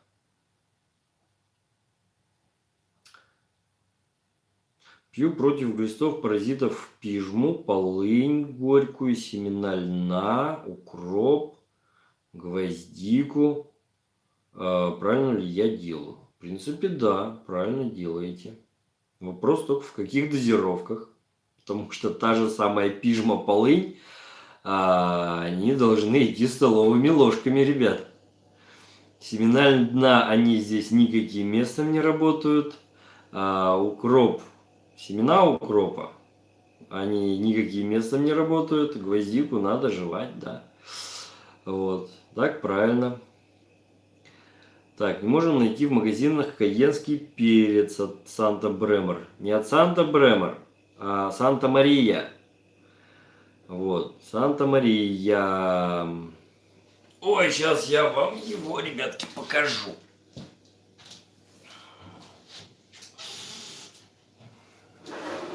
Это у нас не реклама. Вот, совершенно. Так, ложка есть? Есть. Вот так вот сейчас сделаем.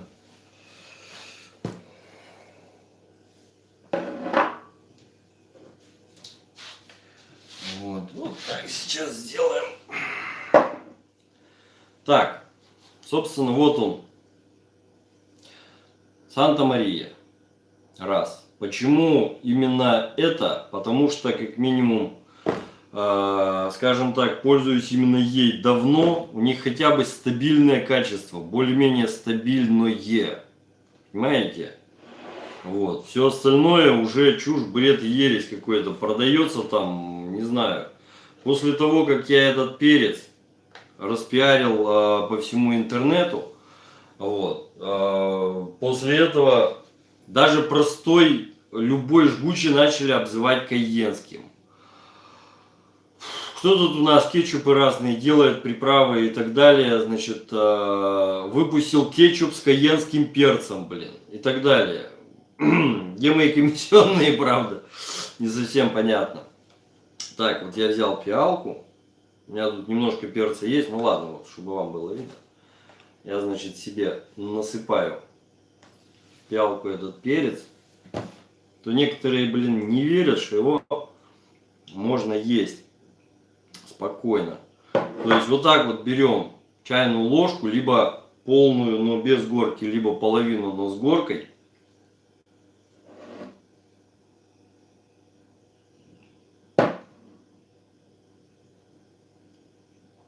Проглотили, вторым глотком запили.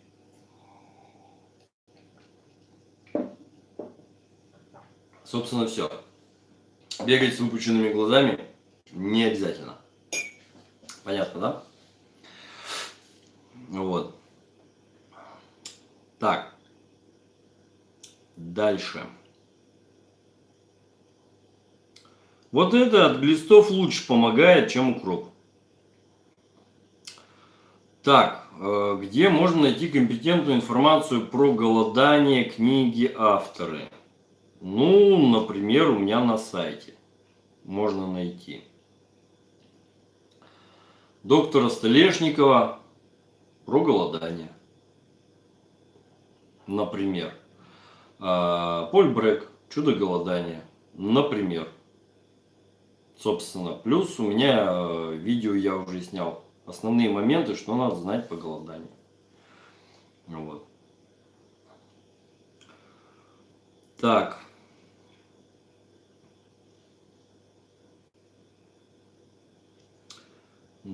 Дальше. Здравствуйте. Что может болеть в правом боку? То спереди, то сзади, то в боку, то в области талии. Не знаю. Вариантов много уже. Вот здесь как раз таки надо, что называется, шупать. Да.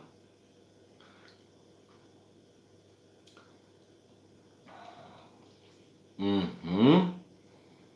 Так, можете обозначить последовательность чистки сосудов? Чистка кишечника, дегельминтизация, это фундамент, потом детоксикация. Нет, дегельминтизация и детоксикация проводятся одновременно. Во всяком случае, моими курсами. Никакой последовательности там не нужно. Именно одновременно. Вот там как раз чистится все. Там чистится и кишечник, и сосуды. Вот. Сосуды напрямую, сосуды, значит, опосредованно, потому что печень чистим и так далее. То есть там все препараты обозначены, там все действия уже указаны. Porsche Cayenne, тут же название, ну почти. Cayenne это у нас Южная Америка. Вот, находится на побережье Атлантического океана. Вот. Собственно, вот этот перец родом оттуда. Все. А что уж там производители Porsche, как название выбирали? Ну, я так подозреваю, что им хотелось обозначить, что это что-то такое жгучее, острое такое, да. Поэтому так и не обозвали. Да, все правильно. Кайен, административный центр французской Гвианы. Все верно. Так, катушки Мишина. Блин, ребят, уже рассказывал 300 раз. Не работает. Не работает. Во всяком случае, не работает так, как обещано. Так, если кожа лица с куперозом, можно ли острый перец? Можно и нужно. Можете показать на себе, в какой области боль, если проблемы с печенью. Давайте я не буду здесь устраивать большой стриптиз. Так, чем можно помочь при повышенном образовании слизи в носу и в связи с этим легкой заложенностью носа? Острого процесса нет.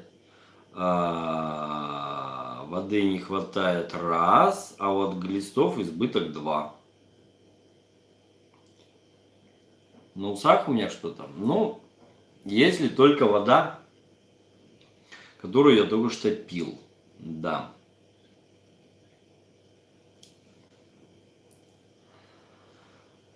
Таким вот образом. Так. Еще вопросы? Собственно,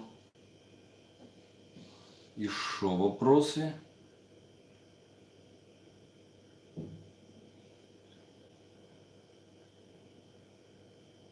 Полтора часа стрим.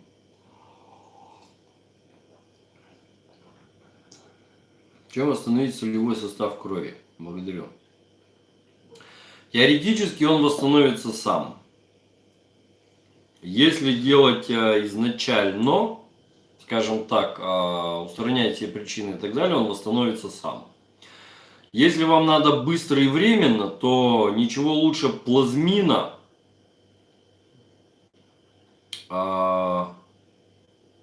производства Надесева, то есть сайт ferran.rf. Ничего лучше плазмина нет. Если вам надо быстро, дешево, после каких-то там мероприятий, то боржоми. Все.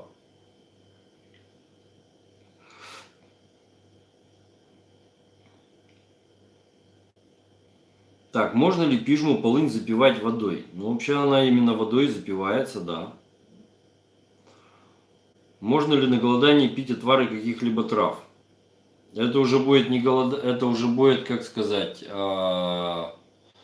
недоедание. Не голодание, это будет недоедание со всеми вытекающими последствиями. Будет вырабатываться желудочный сок, а организм так и не выйдет на режим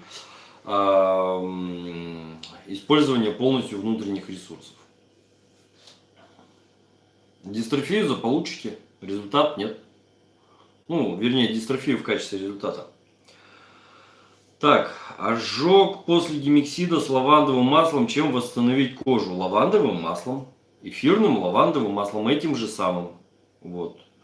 Но, еще раз смотрите, там нет, это не ожог после гемиксида с лавандой.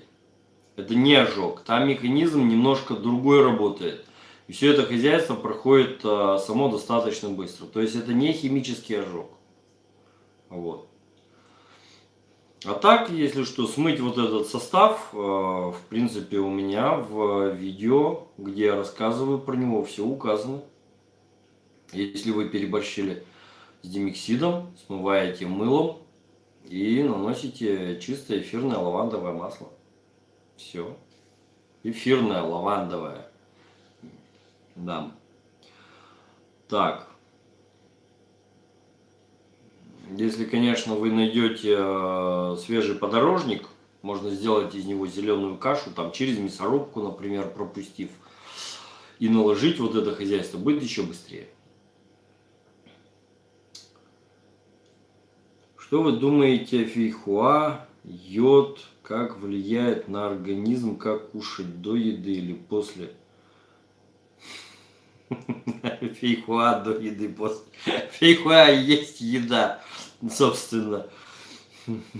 Хоть вместо еды.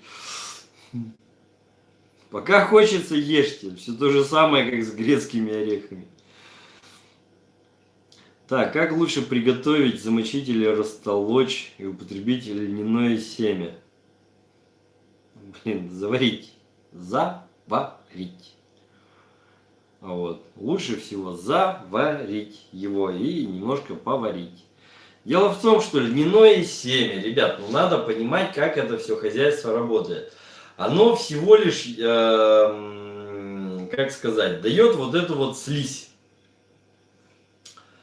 Соответственно, если у вас эта слизь будет образовываться там в организме, будет большое потребление воды там же в кишечнике.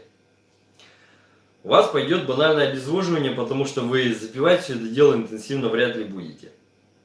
Когда вы все это дело делаете, значит, в кастрюле на плите, изначально завариваете и получаете вот этот вот кисель льняной, а потом его, соответственно, пьете, то вы как минимум воду уже не теряете. При этом этот льняной кисель, он является просто неплохим абсорбентом. Ну, выполняет ту же самую функцию, какую обычно выполнял активированный уголь, например. Все. Ну все, ребят. Не более чем.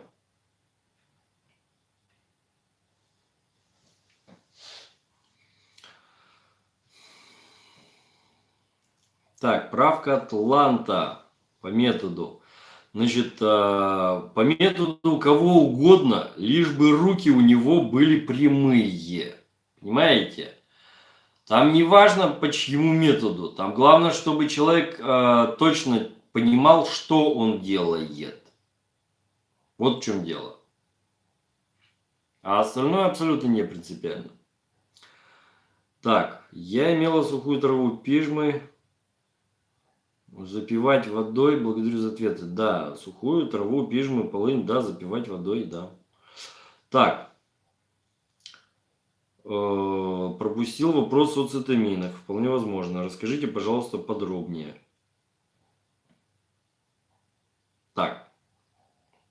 А что там, собственно, подробнее про цитамины? Ну, смотрите, у нас была такая военно-морская медицинская академия в Ленинграде. Специализировалась она на исследованиях экстремальных воздействий на организм человека.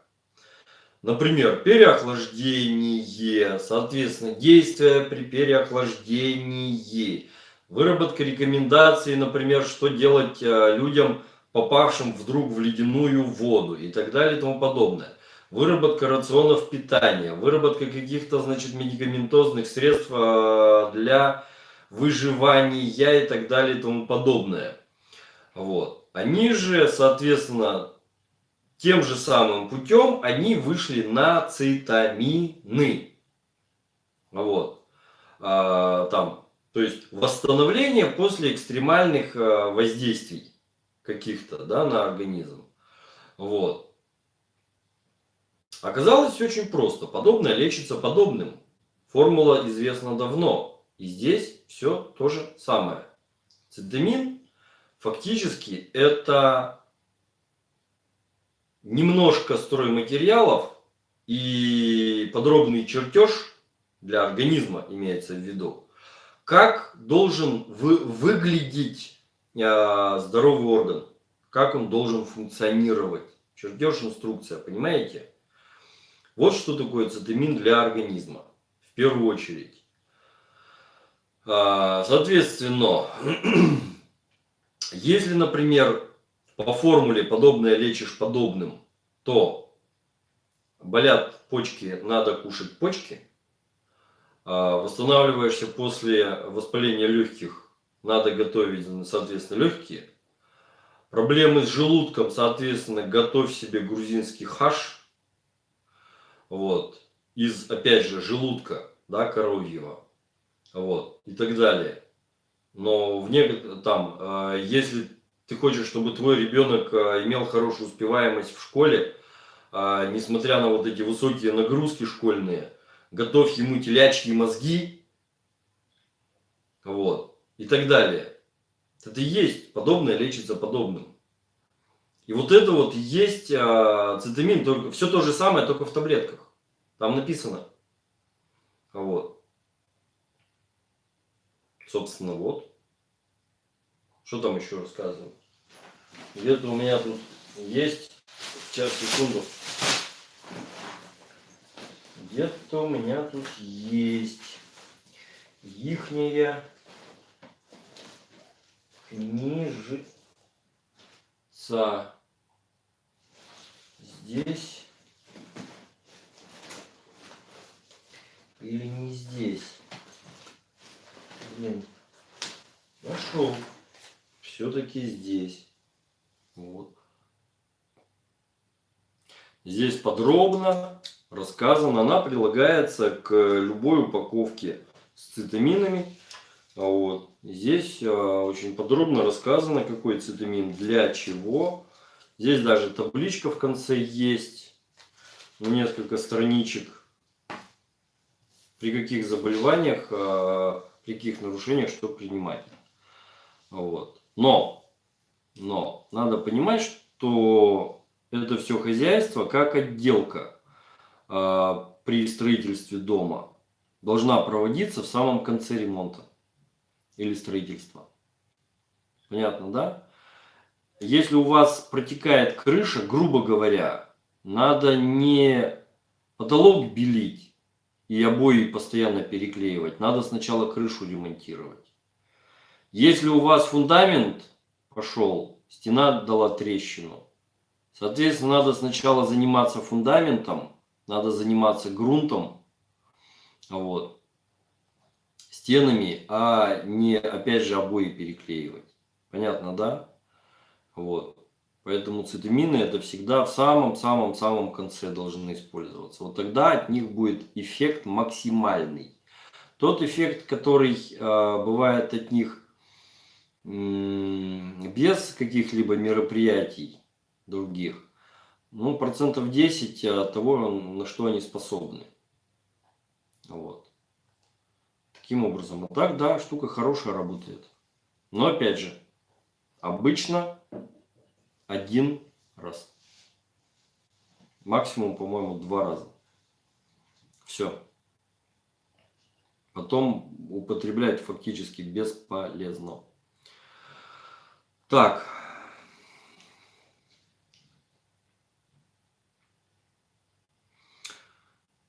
Пугающий глицидин можно ли принимать молотые семена расторопшие? Эффект такой же, как от глицидина? Нет. Молотые семена расторопшие это другой эффект совершенно. Вот. Это не лецитин. Это фосфолипиды, расторопшие это расторопша. Это разные вещи. Там химические процессы разные получаются. Так, у мужа почти всегда течет из уха. Лечились много, не помогает. Что делать? Да. Надо смотреть, чем болеет. Так, я вам что скажу. Надо смотреть, что именно течет, чем болеет, какие сопутствующие заболевания, чем до этого болел и так далее.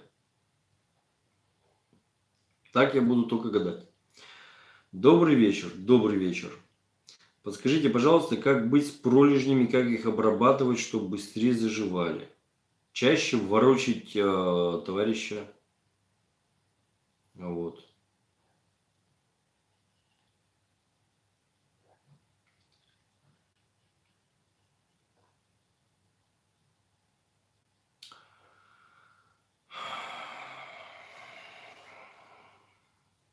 Ничего я вам особенно такого не скажу в данном случае.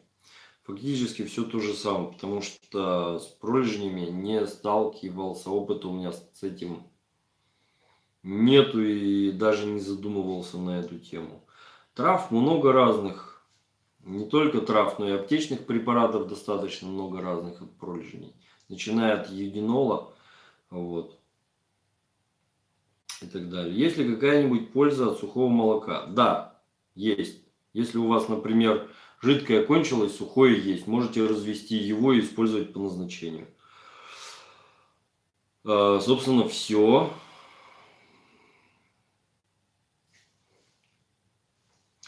Понимаете, ребят, вообще вот с молоком штука такая. Есть молоко парное.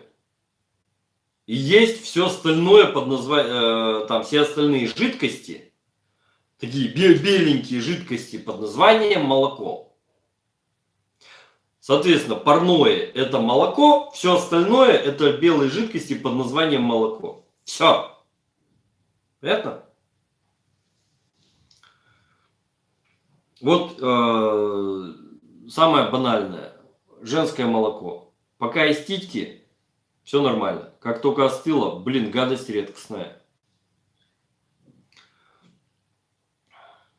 Коллаген после 60 употреблять поможет остеопороза? Коллаген от остеопороза не поможет. От остеопороза поможет кунжут.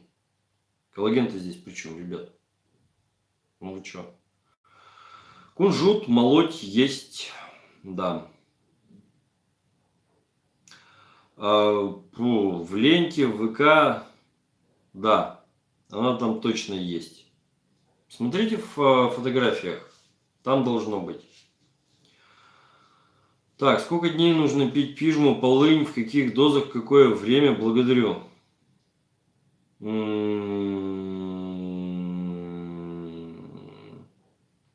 Да. Пожалуйста, на консультацию.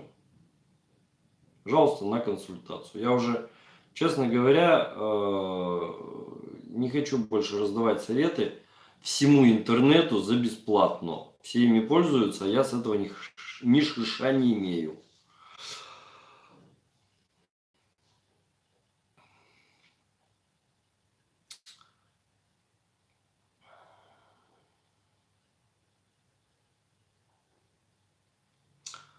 Так, цитамины только в России производят? Да. Только в России, еще не попадаются нигде. Причем, мало того, их производят непосредственно в Питере. Вот это вот направление по цитаминам они выделили в Институт геронтологии, и этим занимается как бы Институт геронтологии при этой академии. Вот, еще раз, смотрите, вот значок ихний фирменный. Вот этот вот. Вот это фирменный их значок. Все. Вот таким вот образом это хозяйство все должно выглядеть. Ясно, да? Вот. Производитель, клиника Института биорегуляции, геронтологии, Санкт-Петербург. Вот. Телефон, факс и сайт. Видно? Надеюсь. Вот таким вот, собственно, образом. Так, про лецитин. Семечки подсолнуха, вы говорили в одном из видео, хоть немного заменяют лецитин. Еще раз, лецитин у нас производится организмом самостоятельно. В первую очередь именно из растительных масел. Все. Дальше как угодно. Так.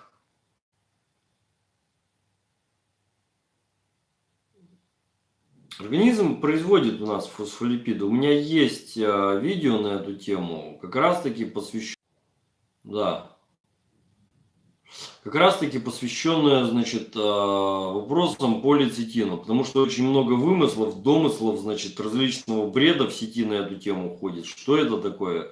Зачем это? Как это работает? Откуда это все хозяйство берется и так далее. Честно говоря, различные идиоты, блин, которые создают каналы на ютубе как проект и рассказывают в рамках проекта про что-то там, они, честно говоря, задолбали, поэтому видео немножко экспрессивно, если что, не обессудьте. Немного я там крою, значит, русским командным этих самых идиотов. Вот. Но там достаточно подробно расписано, что такое лецитин и так далее. Ну, яйца вареные, пожалуйста. Но единственное, опять же, вы не сможете это столько съесть. Вот. Так, какая норма в сутки калия йодид в перерасчете на йод для ребенка 10 лет? 25 микрограмм будет абсолютно достаточно. Вот, желательно с утра. 25 микрограмм абсолютно достаточно. Если что. Но еще лучше использовать йодированную соль. В магазине она сейчас продается. Обычная йодированная соль. Покупаете, пачку открываете, пересыпаете в герметичную банку, оттуда, соответственно, все это хозяйство используете. Вот. А если она у вас стоит открытая больше недели, выкидываете нафиг, покупаете новую, потому что йод там прекрасным образом выветривается. Все. Так. На теле появляются красные родинки. От чего это? Что с этим делать? Это гельминтоз. В чем причина? Гельминтоз, ребят, это гельминтоз. Паразитоз, гельминтоз и так далее. Так, чем, как часто нужно чистить поджелудочную железу? Луком. Луком. В любых видах. А какой вид вам больше всего нравится вам, это вопрос отдельный. Значит, луковый сок, например, раз. На сайте есть информация по нему. Лук печеный, 2. Лук тушеный, 3. Лук подмаринованный там яблочным уксусом или обычным уксусом, значит, 4. И это все хозяйство идет в составе разных блюд. Например, взяли лучка, крупно нарезали, на сковородочку кинули, там все это дело, значит, обжарили, туда, значит, яиц набили, яичницу болтушку себе сделали, поели. Понимаете, идет вот этот вот процесс. Но сильнее всего вышибает все. Это луковый сок с медом. Но ищите информацию на сайте. Просто так не делайте. Будет очень много интересного иначе. Если сделать неправильно, у вас будет ощущение, что вы умираете. Вам захочется продиктовать завещание. Я вам серьезно говорю. Через это прошел я, через это прошли многие. Значит, кто не внял моим советам и так далее. Умереть не умрете, но ощущения будут именно такие. Так. Как часто нужно чистить? А что ее чистить? Она и так постоянно у нас работает, бедолага, учитывая, сколько человек ест крахмала, сахаров, блин. Ну вот. Какие орехи полезнее всего? Свежие. Дальше. У нас известковая вода, значит, можно ее не прогонять через фильтр, можно кипятить щепоткой лимонной кислоты. Вы как-то упомянули об этом. Ее можно прогонять через фильтр, а потом кипятить с щепоткой лимонной кислоты. Показателем будет, значит, такой момент, что у вас не образуется налет на стенках чайника или образуется очень-очень мало, а вода при этом не является кислой. Понятно, да? То есть там в зависимости от состояния фильтра, одну щепотку там или объема чайника, одну щепотку, там 1,5-2 может быть щепотки и так далее. Да. Я об этом рассказывал. У родителей были папилломы, они их удаляли лазером. Насколько я понимаю, это лишь временное решение, как происходит заражение, насколько я подвержен ему, как можно противостоять вместе с родителями. Значит, смотрите, папилломы это семейное заболевание, не в смысле, значит, вся семья болеет, а папилломы появляются именно толпой. То есть, если они где-то появились, значит, они есть и в других местах тоже. Проявления на коже, любые проявления на коже, следствие проблем с кишечником. Соответственно, если у вас папилломы на коже, значит папилломатоз будет у вас и в кишечнике. А просто так они там не появляются, значит там есть какие-то паразиты. Понятно, да? Вот, все. Появляются быстро, проходит долго. Но можно. Вот. опять же, у нас все от глистов. Все от глистов. Я уже об этом много раз рассказывал, ребят. Потому что это самый крупный паразит. Самый крупный паразит. Это не микроорганизм, это макроорганизм. Понимаете? И он гадит именно туда, где происходит всасывание. Должно происходить всасывание полезных веществ в кровь. И вот это его дерьмо, оно всасывается в кровь. Понимаете? Вот в чем дело.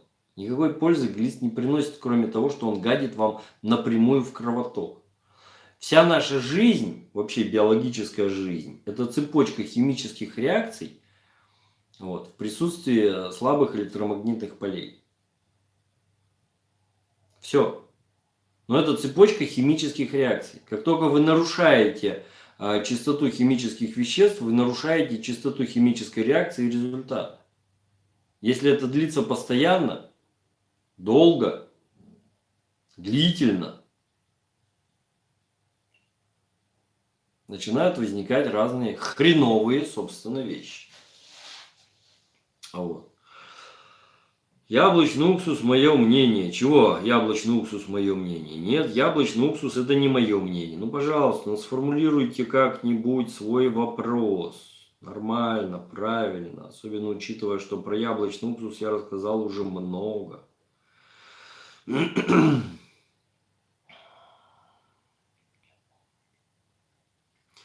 Так. Что я забыл? Куда я не ответил? Так, сколько у нас? 2 часа уже. Нифига себе.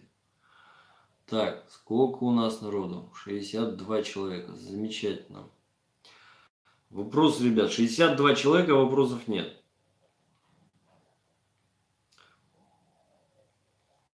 Так, на какие виды глистов действует биосинол? Практически на все, кроме ленточных. Так, что вы думаете о катушках Мишина? Я о них вообще не думаю, но эксперименты, значит, уже проводили. В частности, можете поискать видео.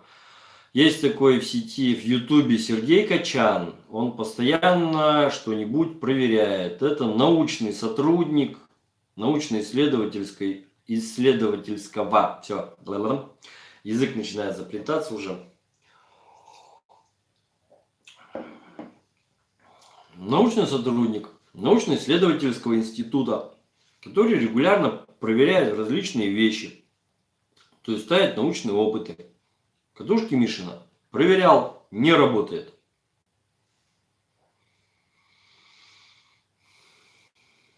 Можно ли выявить дерьмо глистов в крови? Нет. У нас, нету у нас вот таких вот методик, понимаете ли, нету таких методик. Но при этом всем, очень четко все прописано. Если в организме есть проблемы с желудочно-кишечным трактом, значит есть глисты. Если в организме есть хоть какие-то аллергические реакции, значит есть глисты. Если у человека есть такая вещь, как бронхит или подобные состояния, значит есть глисты.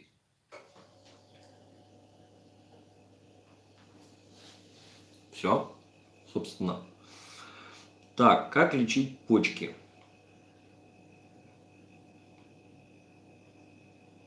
Хотя бы уменьшить боли. Цистон. Цистон. Опять же, значит, если есть боли, значит, там либо дикое закисление организма, много кислого, либо наоборот дикое защелачивание организма, и в том и в другом случае почки, собственно, верещат. Поэтому вода много раз, цистон 2, причем в дозировках в 3-4 раза превышающих те, которые написаны в инструкции. Цистон в аптеке продается, если что. Цистон или цистенал. Так.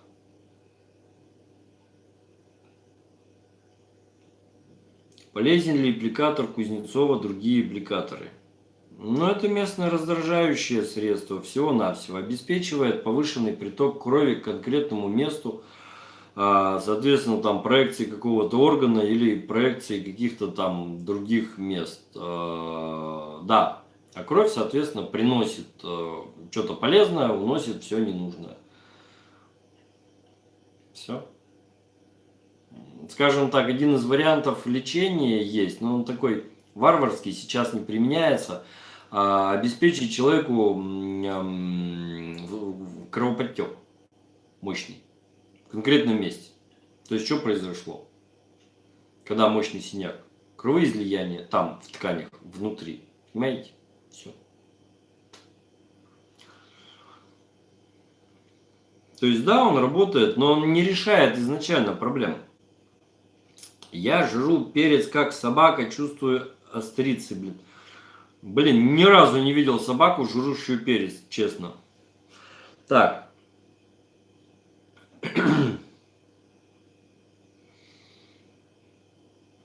Как вывести испражнения глистов из организма? Надо сначала вывести глистов, соответственно, не будет там всего остального. Все. Одного перца мало. Перец, он хорош как профилактическое средство. Вот. Когда глистов в организме уже достаточно много, там кучу разных средств надо использовать. Они потому что сволочи тоже хитрые. Так. Бадис Айхерб, можно ли их заказывать? Ну, что называется, можно, но осторожно. Все то же самое. Рынок, ребят, рынок. Никто вам ничего не гарантирует. Исключительно на ваш страх и риск. Все. Так. Спасибо огромное. Поддержите лайком. Всем пожалуйста. Да. Но, блин, как это? Девизом надо делать, значит, высказывание дяди Мойши из Одессы, да? Ой, лучше маленький доллар, чем большое спасибо.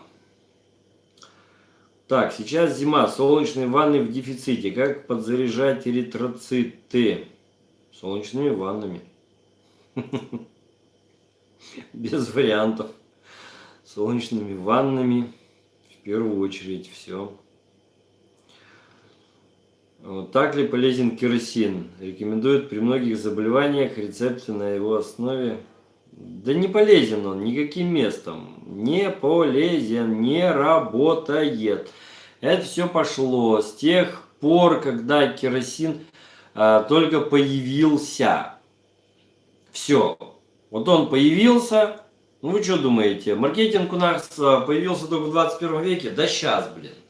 Начали когда разрабатывать там, ой, земляное масло еще, вот с этого надо начинать. Земляное масло там при каких-то вещах там где-то, кем-то, как-то использовалось, кому-то, значит, помогало. Вот. Всегда есть 5% людей, которым помогает все, что угодно, включая, значит, там, я не знаю, дерьмо мамонта. Вот. Все. Соответственно, потом появилось очищенное земляное масло, это бишь керосин. И продавался он в аптеках. Аптекари у нас вообще много чего интересного продавали. Вот. В том числе, значит, там, кокаин или героин со спиртом от кашля для детей, ну и так далее, да. Вот. И вот эта вот вся польза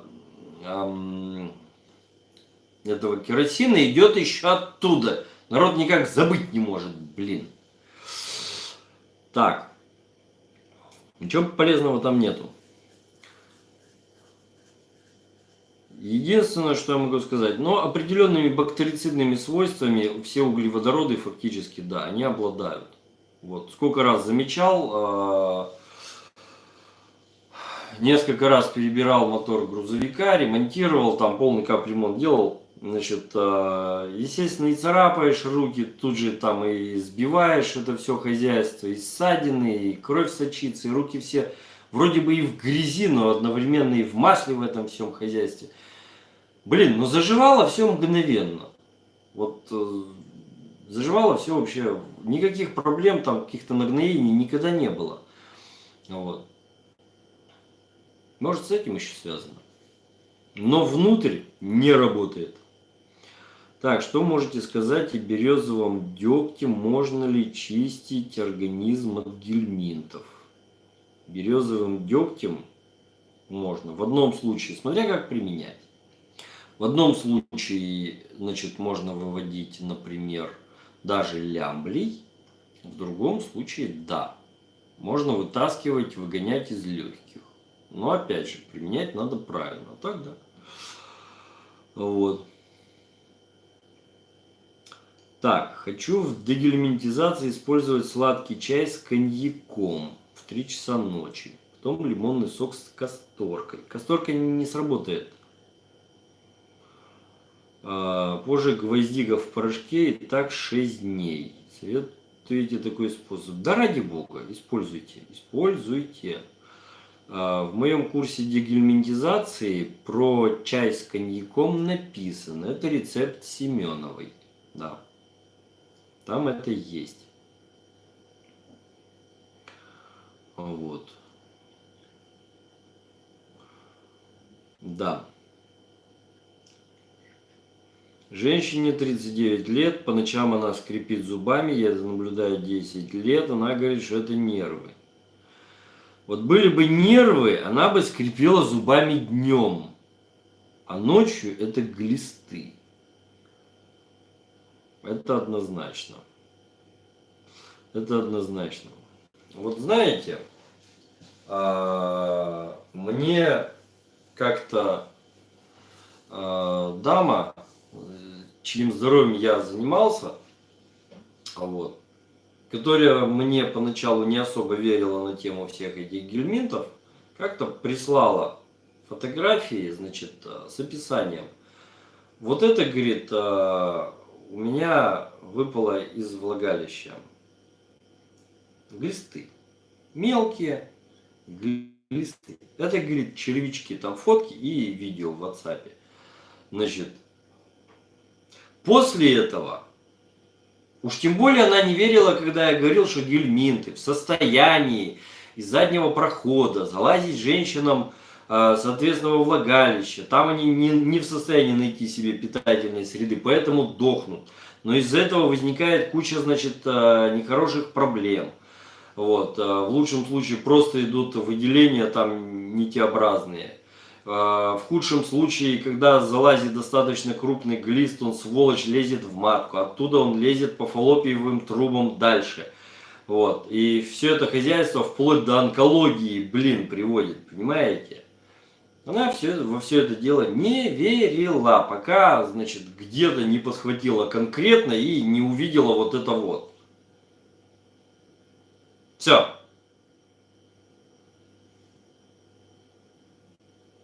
Что я могу сказать вам, ребят? Ничто так не убеждает, как собственный опыт, да? Пока сам не обожжешься, ни за что не поверишь, что горячо. Но при этом всем умный учится на чужих ошибках, только дурак на своих собственных.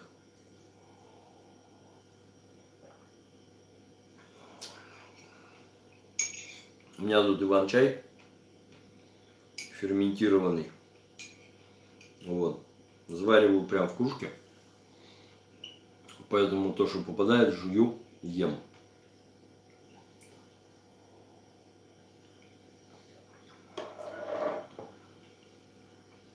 Не знаю, так как-то вкуснее, что ли. Так. Что у нас? 2:13. Еще вопросы будут или будем закругляться? Так, на микроскоп? Нет. Вот на микроскоп, как в прошлый раз скинули, на этом все и закончилось, собственно. Да. Кого? Иван-чай где приобретаю? Ну, у нас тут есть сеть магазинов «Солнце» для вегетарианцев. Да. Там все это дело продается. Так, где можно научиться пользоваться микроскопом, выявлять в крови паразитов? Да господи! Но микроскоп это просто большое увеличительное стекло, блин, мощное. Что значит там учиться? Вы просто берете атлас крови, свящевой, например, и все. И смотрите, эритроцитов сразу видно. Бублики такие. Если это не эритроцит, соответственно, по атласу смотрим, кто это. Вот. Если этот кто это имеет еще и хвост, значит это у нас трихомонада точно. А вот там в том числе видно хорошо, когда она там в амебовидной форме, например, в цистообразной форме, например. Очень хорошо, например, видно, когда эритроцит покусанный, погрызенный. То есть это не просто вот бублик, да, видно, что он двояко впуклый такой, а у него там он, как луна, у него с краешку там что-то не хватает. Понимаете, обгрызенный. Но это ж кто-то обгрыз его, правильно? Выводы же делаем. Вот.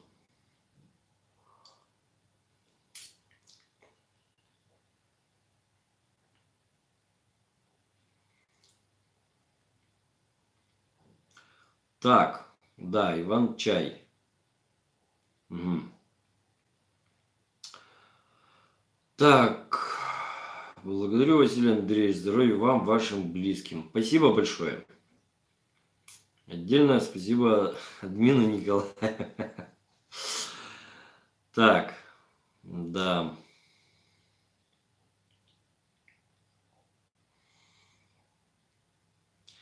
Помимо Свящева и Куренкова, Скудова, кого посоветуете почитать? Семенову почитать можно.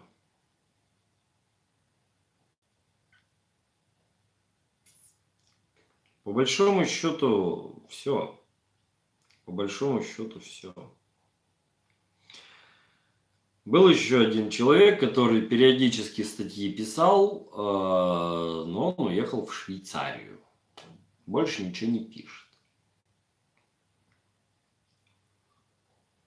Так, почему нет ссылки на донат, как у стримеров? Да там, в принципе, вон, на сайте у меня все это хозяйство есть. Заходите, да сбрасываете. Донат это хорошо, но эта сволочь, блин, столько денег на процентах себе забирает. Вот. Мне прямо жаба душит. Условно, человек отсылает там 1000, до меня доходит, блин, значительно меньше. Все, донатлер себе прихватизировал. Вот. Если через сайт, это все, соответственно, больше дойдет по назначению. Да. Так, у меня проблема с щитовидкой. Перешло в базедовую болезнь. Причем на один глаз. В норму не приходит. Хоть и пил таблетки. Уже не хочу их пить. Не знаю, может, что подскажете. Это на консультацию. Расскажите, соответственно, что, как, какие анализы, какие таблетки пили и так далее. Это на консультацию. Так, будет ли этот стрим в записи? Обязательно. Так, имя, фамилия Семеновой. Семенова. Блин, а имя, отчество я не помню. Свящева это Тамара Яковлевна, Семенову не помню. Так. Народ беден, потому смотрит вас. Нет денег на аптеки и докторов. Да, но каждый из нас посылает вам частичку положительной энергии. Это, конечно, здорово, это спасибо. Но, блин, к сожалению, этим сыт не будешь. Что характерно. Да.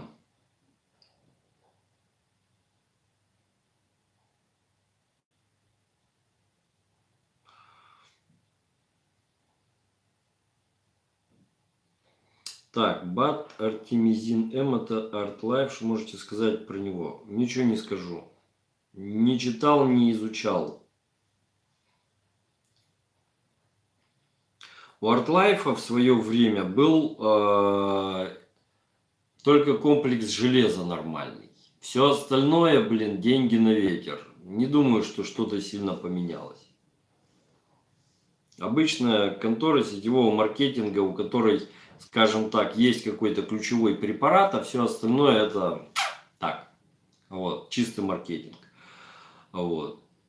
Фактически у всех контор такая вот штука происходит. Есть какой-то ключевой, все остальное так чисто. Ну, наверное, да, Надежда Семенова, да. Слышу топовых стримеров, что мясо есть вредно, что полезно пить соду по утрам. Ну, ради бога. Скоро они будут рассказывать, что и в попку баловаться там под хвост, в смысле, очень приятственно, полезно, интересно там, блин. Ну и так далее. Ну, что теперь? Если человек дурак, то обычно это надолго. Купила за 14 тысяч курс лисичек от токсокороза. Мне поможет? Не, ну за 14 тысяч, блин, ну конечно должно помочь. Почему лисички-то? Потому что говорят, что порченных нету. Есть. Есть. Мало. Но есть. Все. Червячки их тоже едят. Ребят, даже бледная поганка объедается червяками, слизняками там и так далее. Мухоморы, бледные поганки, блин. Ну, очередной маркетинг, блин. Очередной маркетинг. От токсокороза. Токсокороз это у нас, токсокара любит у нас сидеть в дыхательной системе, в легких. Это садик для токсокары. Вот. И лисички, чтобы выковырнуть все это хозяйство из легких, из бронхов, не подходят по одной простой причине. В них нет летучих веществ. Нету. Понимаете? Вот там как раз таки требуется березовый деготь в правильном виде.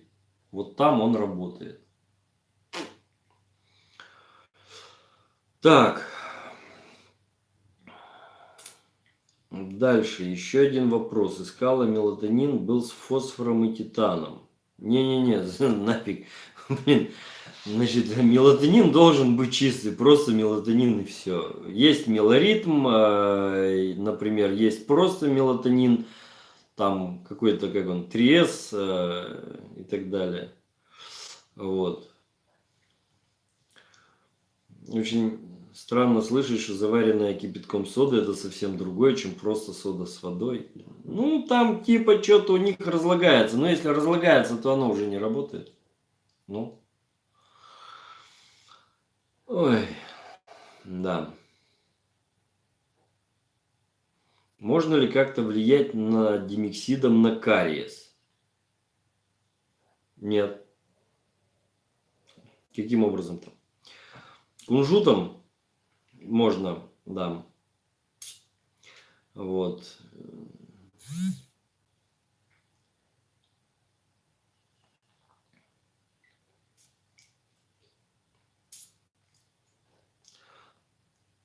Так, ага. Халигон от Art Life.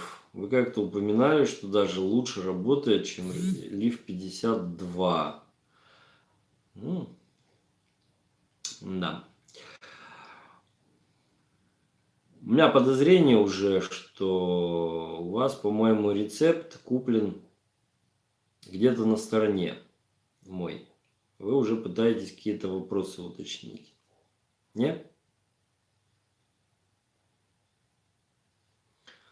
Так.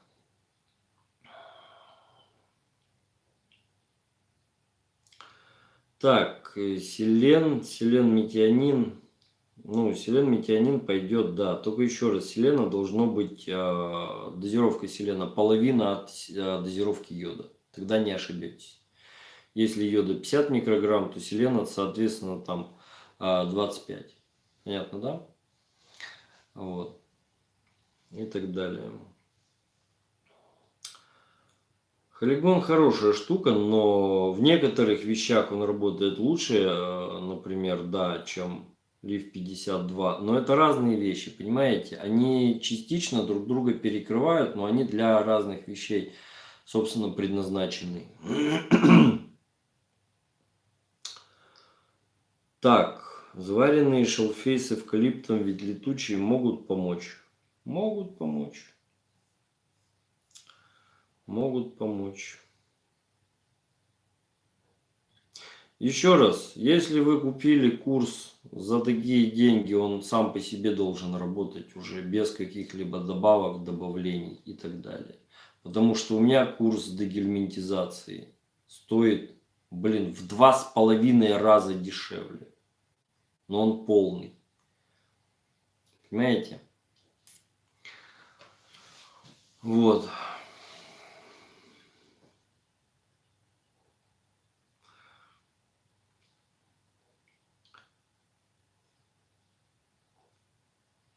Так, ну ладно. В принципе, наверное, все. Будем заканчивать. Сколько у нас? 2 часа 25 минут. В прошлый раз было 2:18.